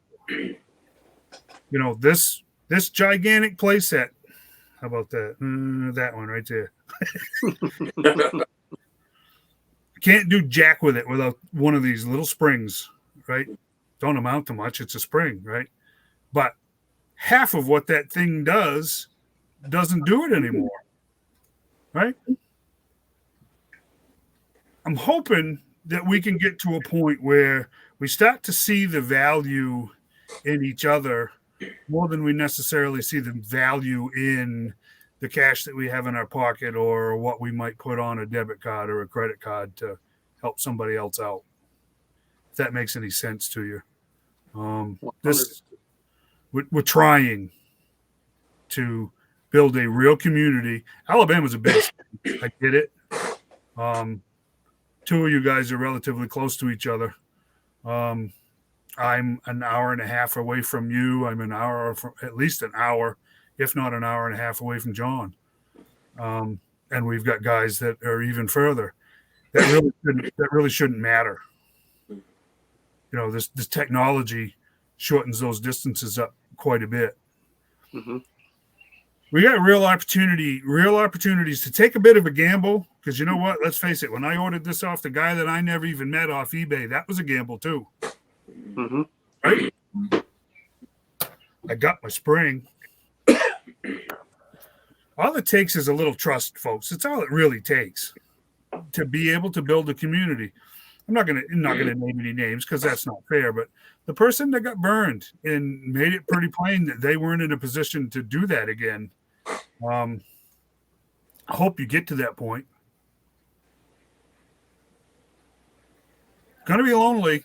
You're in a group that's trying to build a real community here, and it's looking very much so like our numbers, for whatever those are worth, are going to get cut in half after that, that roll call post. And that's okay. I think that's a natural thing that kind of happens with these groups.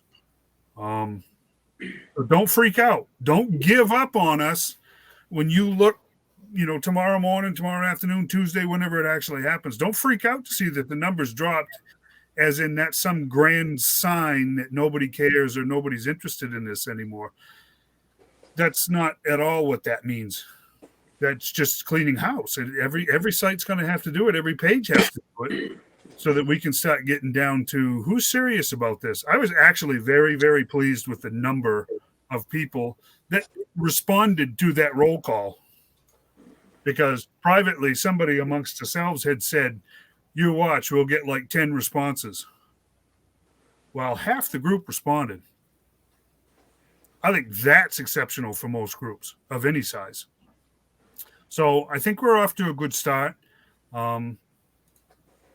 It's just going to take some trust, guys. It's just going to take, well, you know what, to be blunt, it's just going to take trust. That's all there is to it. If we as administrators find out that somebody in the group is taking advantage of somebody else, they're only going to do it once. Yep. And I guarantee you, somebody in this group will find a way to make it up to you. And it may not even be one of us four. Somebody will find a way to make it up to you. I mean, I think that's just kind of what we're dealing with here. So we have a lot of fun, and we show things that we're doing, and, things that are coming and things that have been. And that's all part of trying to build a real community here. I'm reminded the first time I met Rick was at the last Nerdy Yard sale. And we had a great conversation. Geez, it was 4 or 5 of us and a number of other guys that were popping in and out. What did we talk for 2.5 hours, 3 hours? Every bit of it. I was sitting there. I had a Justice League T-shirt on, and this is what it comes down to for me. And this is why we don't trust.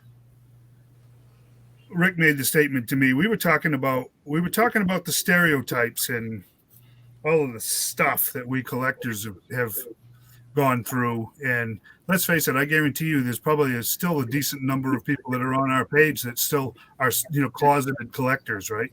They really don't talk about it. It's kind of to be blunt, sometimes it's a point of shame because of the crap that we listened to as a kid, from our fathers or grandfathers or whatever. You're playing with your dolls again or, stupid stuff like that, right? Rick made the point. He said, it really wasn't that long ago that you couldn't have worn that T-shirt without there being trouble about it. In other words, somebody was going to make a snide comment or try to make fun or whatever, right? Mm-hmm. Yep.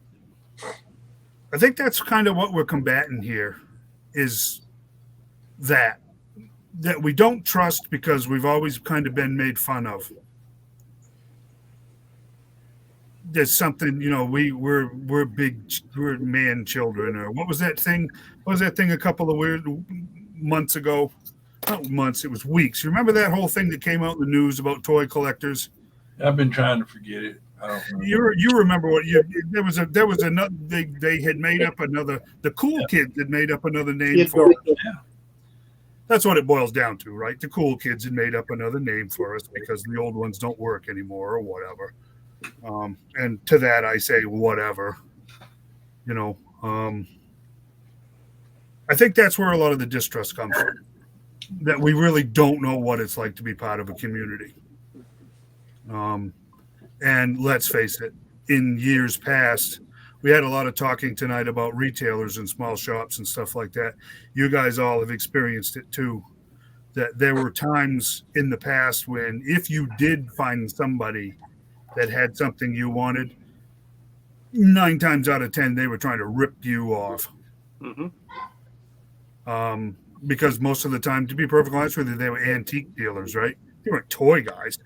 These were antique dealers that happened to find something in an attic or an estate sale, and figured they placed their own value on it because it was from circa 18, whatever. You know how that goes. It's going to take us some time, just like this show. It's going to take us some time to find our footing, to wade through the technology for everybody to get comfortable. And it's going to take some time to build this community. So hang in there. Subscribe to this show. Right? We're going to do it. We're going to be alternating Sundays and Monday nights from now on to accommodate everybody's schedules. Right? We know that now. Okay? So next week, when are we on? Monday. When are we on after that? Sunday. Count on it, right? Or watch it later, however it works for you. The other thing is to start promoting it in your groups. Do it just 4 old guys sitting around talking about stuff that actually matters to us, right? The likelihood of you getting some big news scoop from any of us is about 0, right? One of us, to be blunt, one of us has some connections with toy manufacturers, right? And probably could come up with information that somebody else isn't going to have. The rest of us don't. We're not going to get the big scoop. We're certainly not going to be spreading rumors, which none of us are going to do that, right? We're not going to tell you. No one is going to tell you that something is on shelves when it's not. Rick is not going to tell you that something is coming out when it's not. We're not going to sit here and speculate, we're never going to be. We're always going to look out for you. We're not ever going to be kissing the butt of the toy manufacturers either for them to tell you what they want us to tell you. If it's cool, it's cool. If it's not, it's not. And that's what we're going to tell you, because that's all part of community too. It's all about building trust and being straightforward with each other. Like to get to the point where you can trust us as much with the information that we give you as you would with the dollars that we might spread amongst each other, trading or buying, or even like Rick said, if you have to hide something, go to the bath towels and hide something. Just, hey, X is at whatever. I know that's not a big, huge thing to talk about tonight, but I think it was necessary to kind of get everybody on the same page. I think we've got a real shot at doing some really important, some really great things with this group. I really do. We'll see. Without support, without a community, it will be very hard to do those things. It's an invite, I guess, to take part in that, because, like I said, we've got some ideas. I don't think anybody's ready to share them yet, but probably won't be too long before we've got a real good gauge on what we think we can and can't do. If you have something that you want to participate with this show on, let us know. I mean, this isn't the us show, right? I mean, this is the 4 of us that, to be blunt, this is the 4 of us that's willing to do it right now. That doesn't mean that there isn't somebody else in the group that might want to do a segment, might have something they want to talk about, might have a tip or a trick, or you want to walk around in your man cave and show us your collection. That could happen. This is, like I said, this isn't the us show. I don't think any of us are so arrogant to think that. We're just kind of having fun. We're trying to do something here. That's all.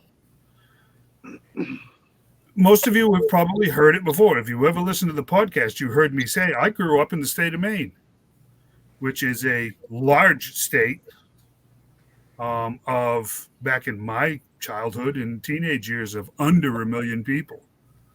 That was very spread out. It's one of the most sparsely, I think it was number 2, second most sparsely populated state in the country. I never even met another collector until I was well into my 20s. And that was by accident, late one night at a store because he was looking for stuff and I was looking for stuff. We did not instantly become friends, never saw the guy again. Moved down here. Now all of a sudden I got you guys, and out of the blue, it's just like, yeah, I'll get that for you. Or yeah, I'll hold that for you. Or, hey, would you hold that for me? Or, you know what I'm saying? Instantly, just like that. After, well, at that point in time, 52 years of my life, all of a sudden I've got friends, I've got other collectors, I've got the actual beginnings of a community. Maybe it's just sentimental on my part, but I would really like to see that expanded. And I'd like to see more people actually experience that, collecting is supposed to be a fun thing. And I'll be perfectly honest with you, it's not supposed to be a solitary thing.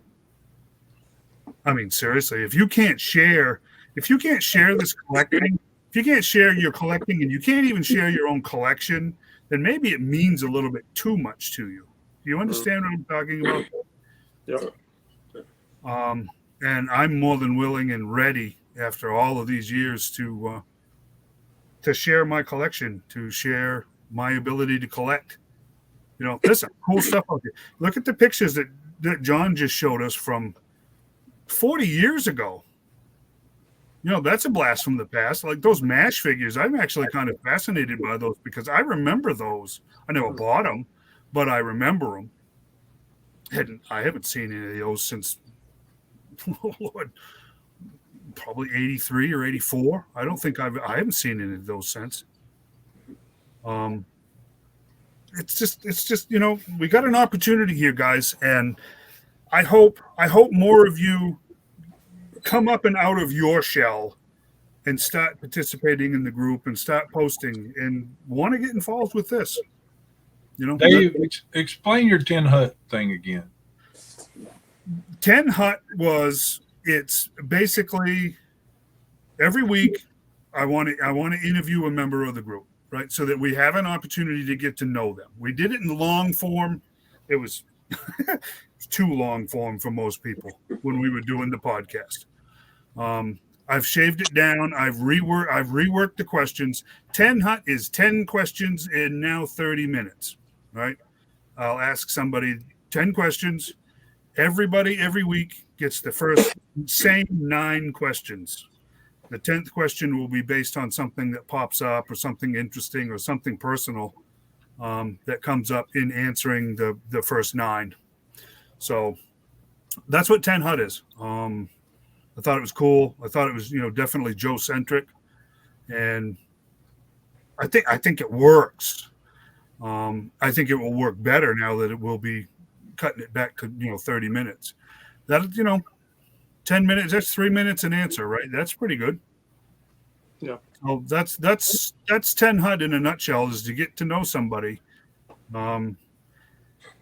We're all grown-ups here. We're all probably pretty good judges of character. If you can listen to somebody answer questions over a half an hour, you'll know that's a good person or not. You'll know if that's a genuine person or not. You'll know if that's somebody you want to deal with or that you don't. I'm not saying nobody's dumb enough to say that everybody in this group is somebody you're going to want to deal with, because that's not true. But I bet we're over 90%.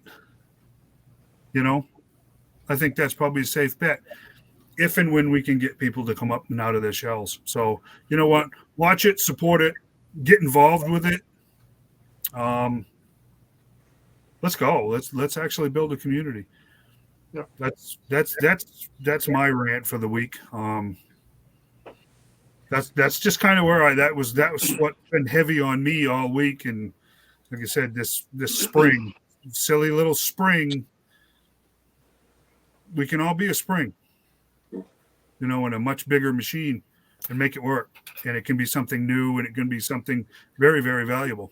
So that's what I've got for the week. And I hope everybody takes that to heart. So we shall see. It'll definitely be pretty cool when we get some famous to semi-famous guests and all that kind of stuff. And and I think the Tin Hut thing's pretty solid. It's a good idea, same kind of thing and stuff. So, and as we discussed already, there's people in the pipe and our pipeline, photographers and stuff. I've got a few that I've not shared with y'all because I'm not sure it works out and everything like that. Trying to work out and everything. And then one of them I think I can probably convince, but would have to have a conversation about whether we would actually want this individual on the show or not. I think it would get attention and people would watch, but you kind of go, but so it's like, I think we're.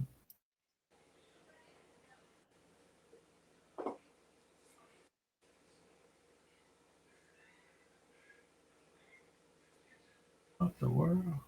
Wow. Oh, look at him. He just discovered we all disappeared. That's one of those. And at this exact moment. But I think a lot of the character to the show will be the Tin Hut. I think eventually we get some rolling things, and me and the rest of the guys have just become fodder, and the Tin Hut have become the main attraction to watch. Basically. Yeah. Well, it's not you Crimson Guard hoarder. Yeah. I'm talking about for the guests. I mean, for the guests, absolutely. If we absolutely, if we were to get like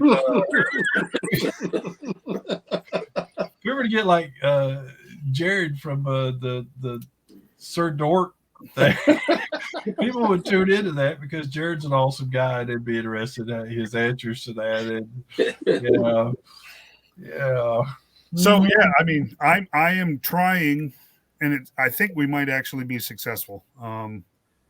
I think I will actually be at Pensacon at the end of next month, end of February, and Larry Hama is there. I've never met the man. I never had the opportunity to.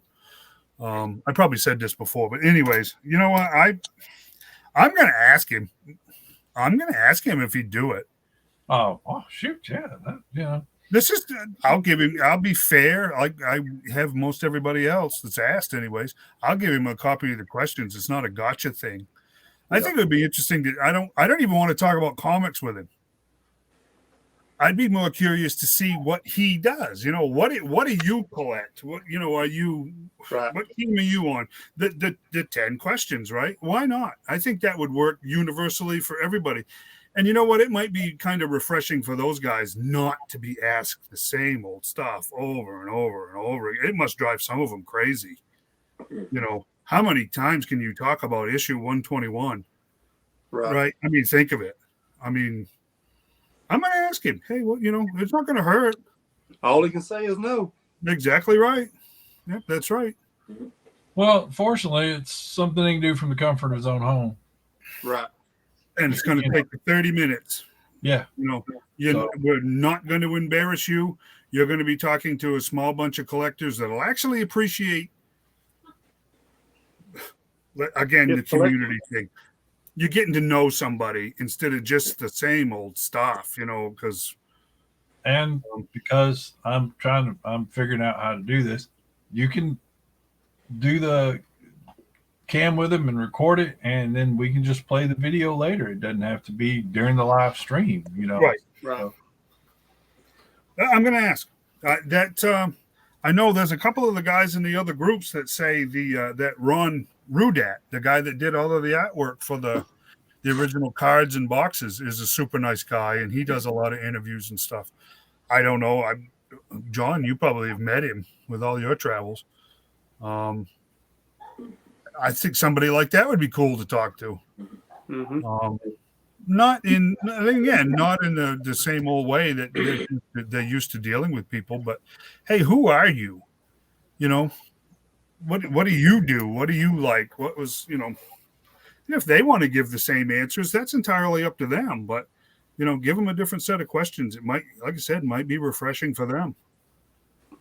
Lenny, I hate to say this, I wouldn't bother talking to Emily, but the Hasbro crew, if I could give those 10 questions to Lenny, I'd love to be able to do that. And I'd guarantee you he's the kind of guy that would actually like to do it, because he's got to get sick of getting beat over the head over every little thing that the company that he works for does. He's a spokesperson and he's a designer. He's not the head of Hasbro. He doesn't really have that much say. It's a lot more interesting the guy than those 3 individuals that did the Indiana Jones thing. I didn't see that one. God, they're scripted, reading prompters. I'm going, oh my God. I was like, I can't even stay awake and watch this. That's too bad. They were revealing a boring product. You got 3 men in suits. That's exciting. I got 3 men that bad? 3 men in suits? Yeah. 3 men in suits. They said later on we'll do the Temple of Doom, and then we'll do the shirtless one where he's all sexy and all, or whatever like that stuff. And they're going to release a short round figure in the future. But what they announced and showed was 3 men in suits and a chick in a dress that they were happy because of the pattern of lace that they found. I'm going, yeah, for them or the figure. I'm not quite sure. Yeah, I'm going, and you can see the guys just standing there going, reading the prompter. I'm like, y'all have to become the Joe Biden of toy announcers. Like, just no, at least leading them, they at least have some charismatic kind of attachment to it. Those guys, you could have had CGI do it and no one cared. Yeah. I doubt any of them were even around during the first 3 Indiana Jones movies. Yeah. That's probably true. They need older guys like us if they want to sell toys. I think that's the problem with a lot of these. Is these people they don't really have an attachment with the real stuff, the movies and the cartoons and all that kind of. And I kind of picked up on that when the guys for Classified comes out, and the guy goes, "Well, I've always seen the Vipers as being Cobra's elite troopers." I'm like, okay, you've never watched G.I. Joe. You've never read the file cards. No. People start. That's the bottom of the stack. That's not the elite troopers. They're like their Navy SEALs. I'm like, what world are you living in? They have Navy SEALs. I call it eels. Yeah. Right. But it's like you can tell these people don't know what they're selling. They have a brand. And in modern world, it's like, well, we're going to take a name, we're going to take a brand, we're going to say this that has a whole bunch of followers, and we're going to do what we want to with it and stuff. And it's like, and with any brand, you have people who love it, and then you actually have people who hate it. Yep. Right. What's the easier thing to do?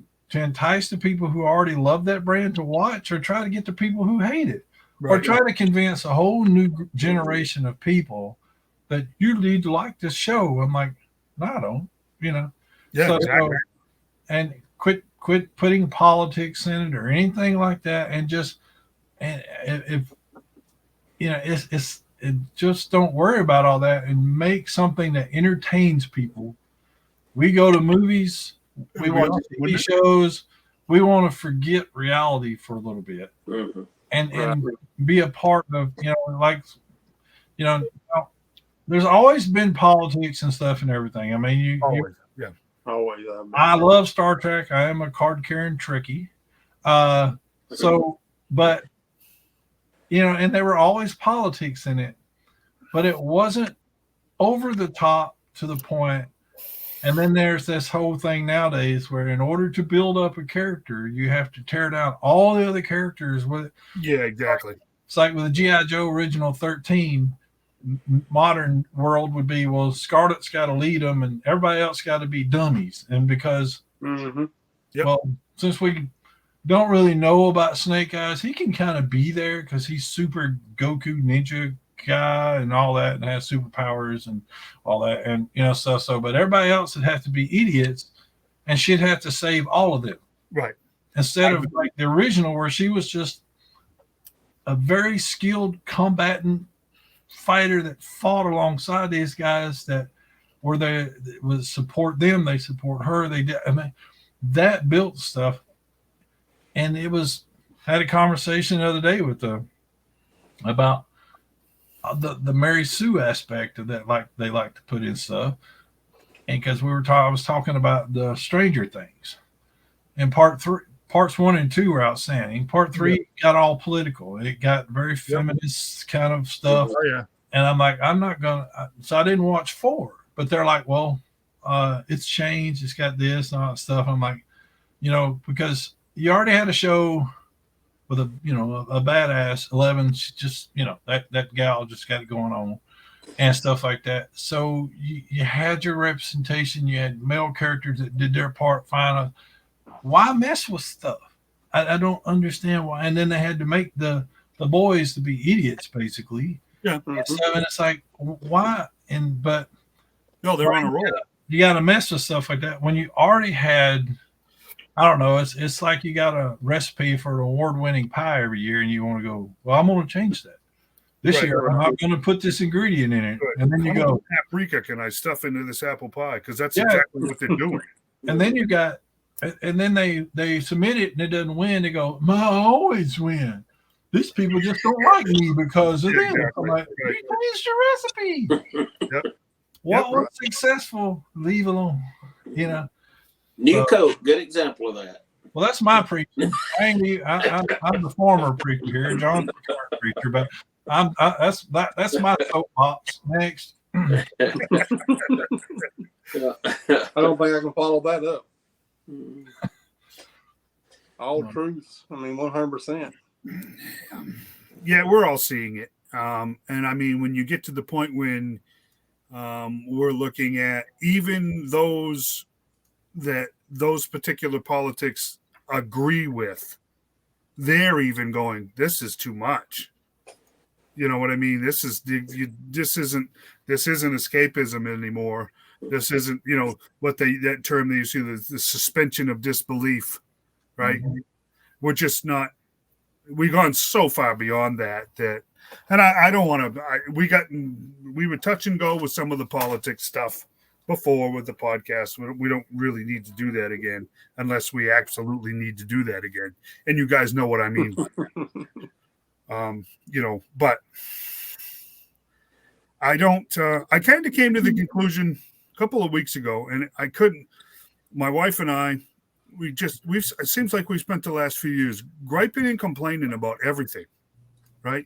This movie, when's the last time you saw a good movie? When's the last time you read a good book? When's the last time, when's the last time you heard a good song come out, that was new?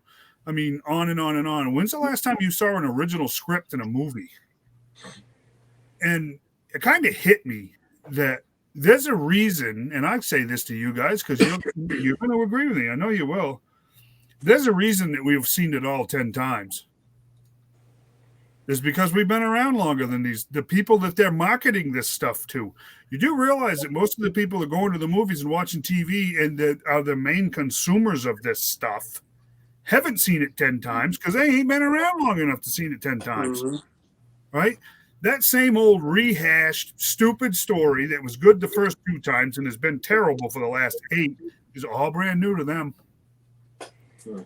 Right? So when we see our heroes and our characters and our groups torn down and reassembled into something that we don't even recognize, we got to come to grips with the fact, guys, that they're not marketing that to us. We're not their intended audience. So we can complain and we can be, we're not boomers, but that okay boomer attitude because we're just old grumpy, people that are set in our ways or whatever. They don't understand our half of the equation and we don't get theirs because we've actually forgotten. We've actually forgotten what it was like when it was all fresh.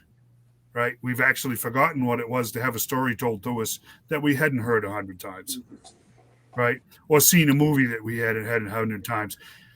The truth is, guys, is we had it better than any generation ever.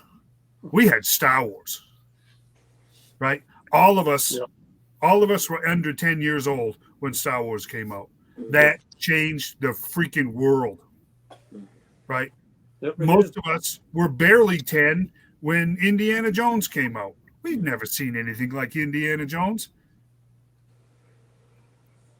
We had fresher eyes, than we do now. We're looking to rebuild something that we just can't have back. And they're looking to give these next generations something that they can't have. So I think sometimes maybe we ought to cool our jets a little bit and be a lot more thankful for what we had and what is being given back to us. Right? Because these younger generations don't have that. Pokemon, let's face it, Pokemon was the closest thing to being a cultural event that most of these kids have, and the other one would be Harry Potter, right? John's showing us pictures of how many different toy lines just from the 1980s when he goes to one shop. Yep. Man, we had it the best. And I don't know, again, soapbox stuff, but maybe we shouldn't, I'll be blunt, bitch and complain so much about the stuff that we have. We got an opportunity to relive something that most generations never had to live in the first place. I wear my grumpy old man badge with pride, though. I do with most. I do with most stuff. Me too. But sometimes the bitching and conviction on our part gets a little old too, because you know what, man, we still got it pretty good. Remember the 90s? All we really had was the rehashed Star Wars stuff. You know what I mean? We weren't interested in that modern Joe stuff back then. We saw it, and it was kind of like, that's not the same. Because we forgot. They weren't marketing to us. It wasn't for us. I don't know. That's kind of where I'm at. I will tell you, this Defiant right there, this thing has become the bane of my existence, and it's also become a much larger blessing than I would have ever guessed it could be, because I had to make the decision to paint those doors. I had to paint those gantry doors just because they were so brittle, and I had repaired them so many times that if they were going to be usable for anything and even be able to be remounted on the hinges, they had to be strengthened. So I painted them. You're going to save it? You know what I mean? We're going to be a purist and let it sit on the floor, and they'll never be attached to that gantry again because, oh, you can't paint that. Or you're going to paint it and go, hey, you know what? That sucker's got flaws just like I do at my age. You know? I'm extremely blessed to have a Defiant. How's that? Yep. Even if the doors have been painted. Because I grew up in a time where things like the Defiant were awesome. That's just where I'm at. So less complaining and more enjoying. How's that? That's my goal. But I enjoy complaining. Actually, don't get me wrong. I'm not complaining that they are trying to revitalize so many old lines. But when you change the characteristics of something, it's not the same. Then it doesn't. It's not that property anymore. Exactly. And the good old days of G.I. Joe, if y'all remember now, about every year we got new Joes, new Cobras. Then the next year we got new Joes, new Cobras. Yeah. They would still have some of the old ones. We'd still see Duke around. Then we got Flint, and Flint was awesome. And then later on we got the head guy, Hawk and stuff. And it's like, we didn't care because these are new Joes. But they don't. They take Duke and then they say, well, this is Duke. Like, that ain't Duke. That's like, Mustang now. Ford's going to use Mustang to describe a line of cars. Yes. yeah, stuff. I'm like, that's not a Mustang. Right. That's not a Mustang. And so, and you take Ford Bronco. I think they've redone that. It didn't They quite. have. It's like, you know, and then, and the problem is there were cars that were older that you could have used. Like Ford could redo the Maverick. They did. They did. You can't get one. They did it in 2022. No, seriously, it's a mini pickup. It looks like the Honda Odyssey. It's made out of all the same parts. It's just like the original Maverick. It's made out of parts that they already have for all of the other cars. Starting price for a 4-wheel drive Maverick is $19,000. Does it still blow up when you hit it from behind? Hard telling. I mean, there's a 6 to 9 month waiting list for them. Pinto, wasn't it? Yeah, okay. The Pinto, Pinto, well, the yeah. ambulances blew up if you filled them up over half a tank. The Pintos were they were like the Vega. They rusted in the showroom. I mean, they were bad. But no, they making the Maverick again. See, that generation doesn't know the Maverick was never a pickup. Yeah. But they had like what you just described. They could have done an El Camino. Right. And people go, oh, that's kind of an upgrade for the El Camino. You kind of go, yeah. But I don't know. It's like, well, that's a cool name. Let's just make this. I'm like, well, that wasn't what it was. When you say that, people are going to expect certain things. So, I mean, it's kind of like if tomorrow someone goes, oh, well, we want to get together and do another webcam and Dave's going to join us. I'm going to assume it's you. Yeah. And then if I sign on this other guy named Dave, I'm like, okay, I don't know this Dave. It's Dave. Dave, just better. Yeah. He's younger. Hair. He's younger. He's hipper. He has hair. He's thinner. All of the things that I used to be. And that's my thing. It's like Judge O was never to the point where it was static with its characters. No.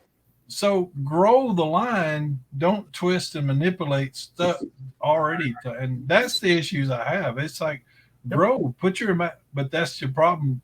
You were kind of describing. There's no imagination. There isn't any. Whatever it is goes into what the 2000s really had. Their culture was video games. Yep. Right. Everything was video games. There's whole stores full of nothing but video games, posters to them, toys to them, costumes, everything. That was a whole cultural thing for them. So, But look at seriously though, look at what's happened to the video game industry. It's in full on collapse because the creativity on that has run dry. Oh yeah. So I mean, it's like I think in a weird way, I think we have to go quite a bit backwards to get back on a decent track to be able to move forward, because we're not moving forward. We're just spinning our wheels. It's just they've tried that with like Tomb Raider. My daughter's a huge Tomb Raider. Yeah. And they redid Tomb Raider. Yep. But unless someone told you that was Tomb Raider, right, you wouldn't know. Nope. And that's the problem I have with like a lot of Marvel movies and stuff now is people have to tell me who these characters are. Right. Characters I've been reading comics of since I was old enough to look at a comic book. And I'm going, right, who is that? Oh, it's so and so. I'm like, no, it's not. Yeah, it didn't look nothing. Of course, because they can't write anymore. They have to include actors' faces to show emotion and stuff. So it's like you have characters that you never seen their face in the comics and stuff. But now you do, and I'm like, that's not that character. Right. That's not who stuff. And it's like Carl Urban played like the two Judge Dredd movies they've made, along with Sylvester Stallone. Yep. He never had that helmet on, but maybe like 5 minutes out of that whole movie. Right. And if you know Judge Dredd, he never takes it off. Right. More than the Mandalorian thing. But Carl Urban played that, and that was a great movie. Actually, cut off. And you've seen plenty of emotion, all that kind of stuff, because the people that wrote that knew how to write that movie. That was a very powerful movie and stuff, and I wish they'd do a part 2. Of course, they won't, because it didn't make any money because the audience didn't know what to do with it.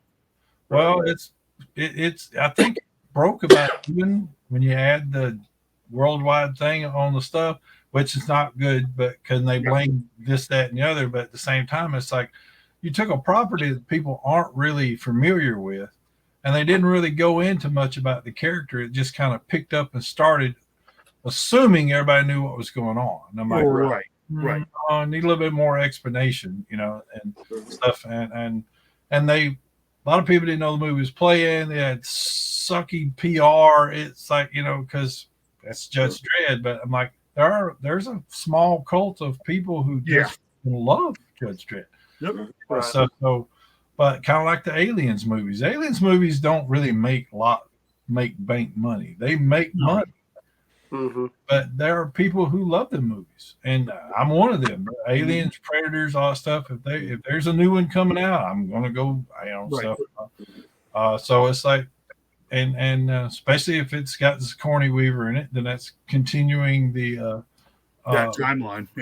her saga with that, and I really like that. There's but anyways, I'm off my soapbox again, and we're over our limit, but We're over it. Yeah, couldn't let Dad knock me down there and me not explain myself. Well, exactly right. No, but that's great points all around, especially mine. I mean, that's what I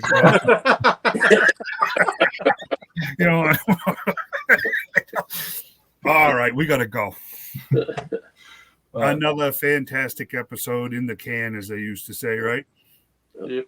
Thanks much. Subscribe. There's a little button down there that says subscribe. Do that. Yeah, please. Yep. We got an opportunity here. Let's keep chugging along. Thanks. What's the rest of YouTube goods? Like, share, comment, subscribe. Something There you go. Right. We got a lot of comments tonight, so that was cool. Yeah, and we suck at reading them and posting them, so we'll work on that, folks. Yeah, whoever posted that the Crimson Bats were back up on Hasbro Pulse, not anymore. They're not. So, because they don't have enough Crimson Troopers. Thank you very much. I appreciate that. All right, guys. Y'all have a great week. Hey, Bye. awesome. Good night, guys. Good night, guys.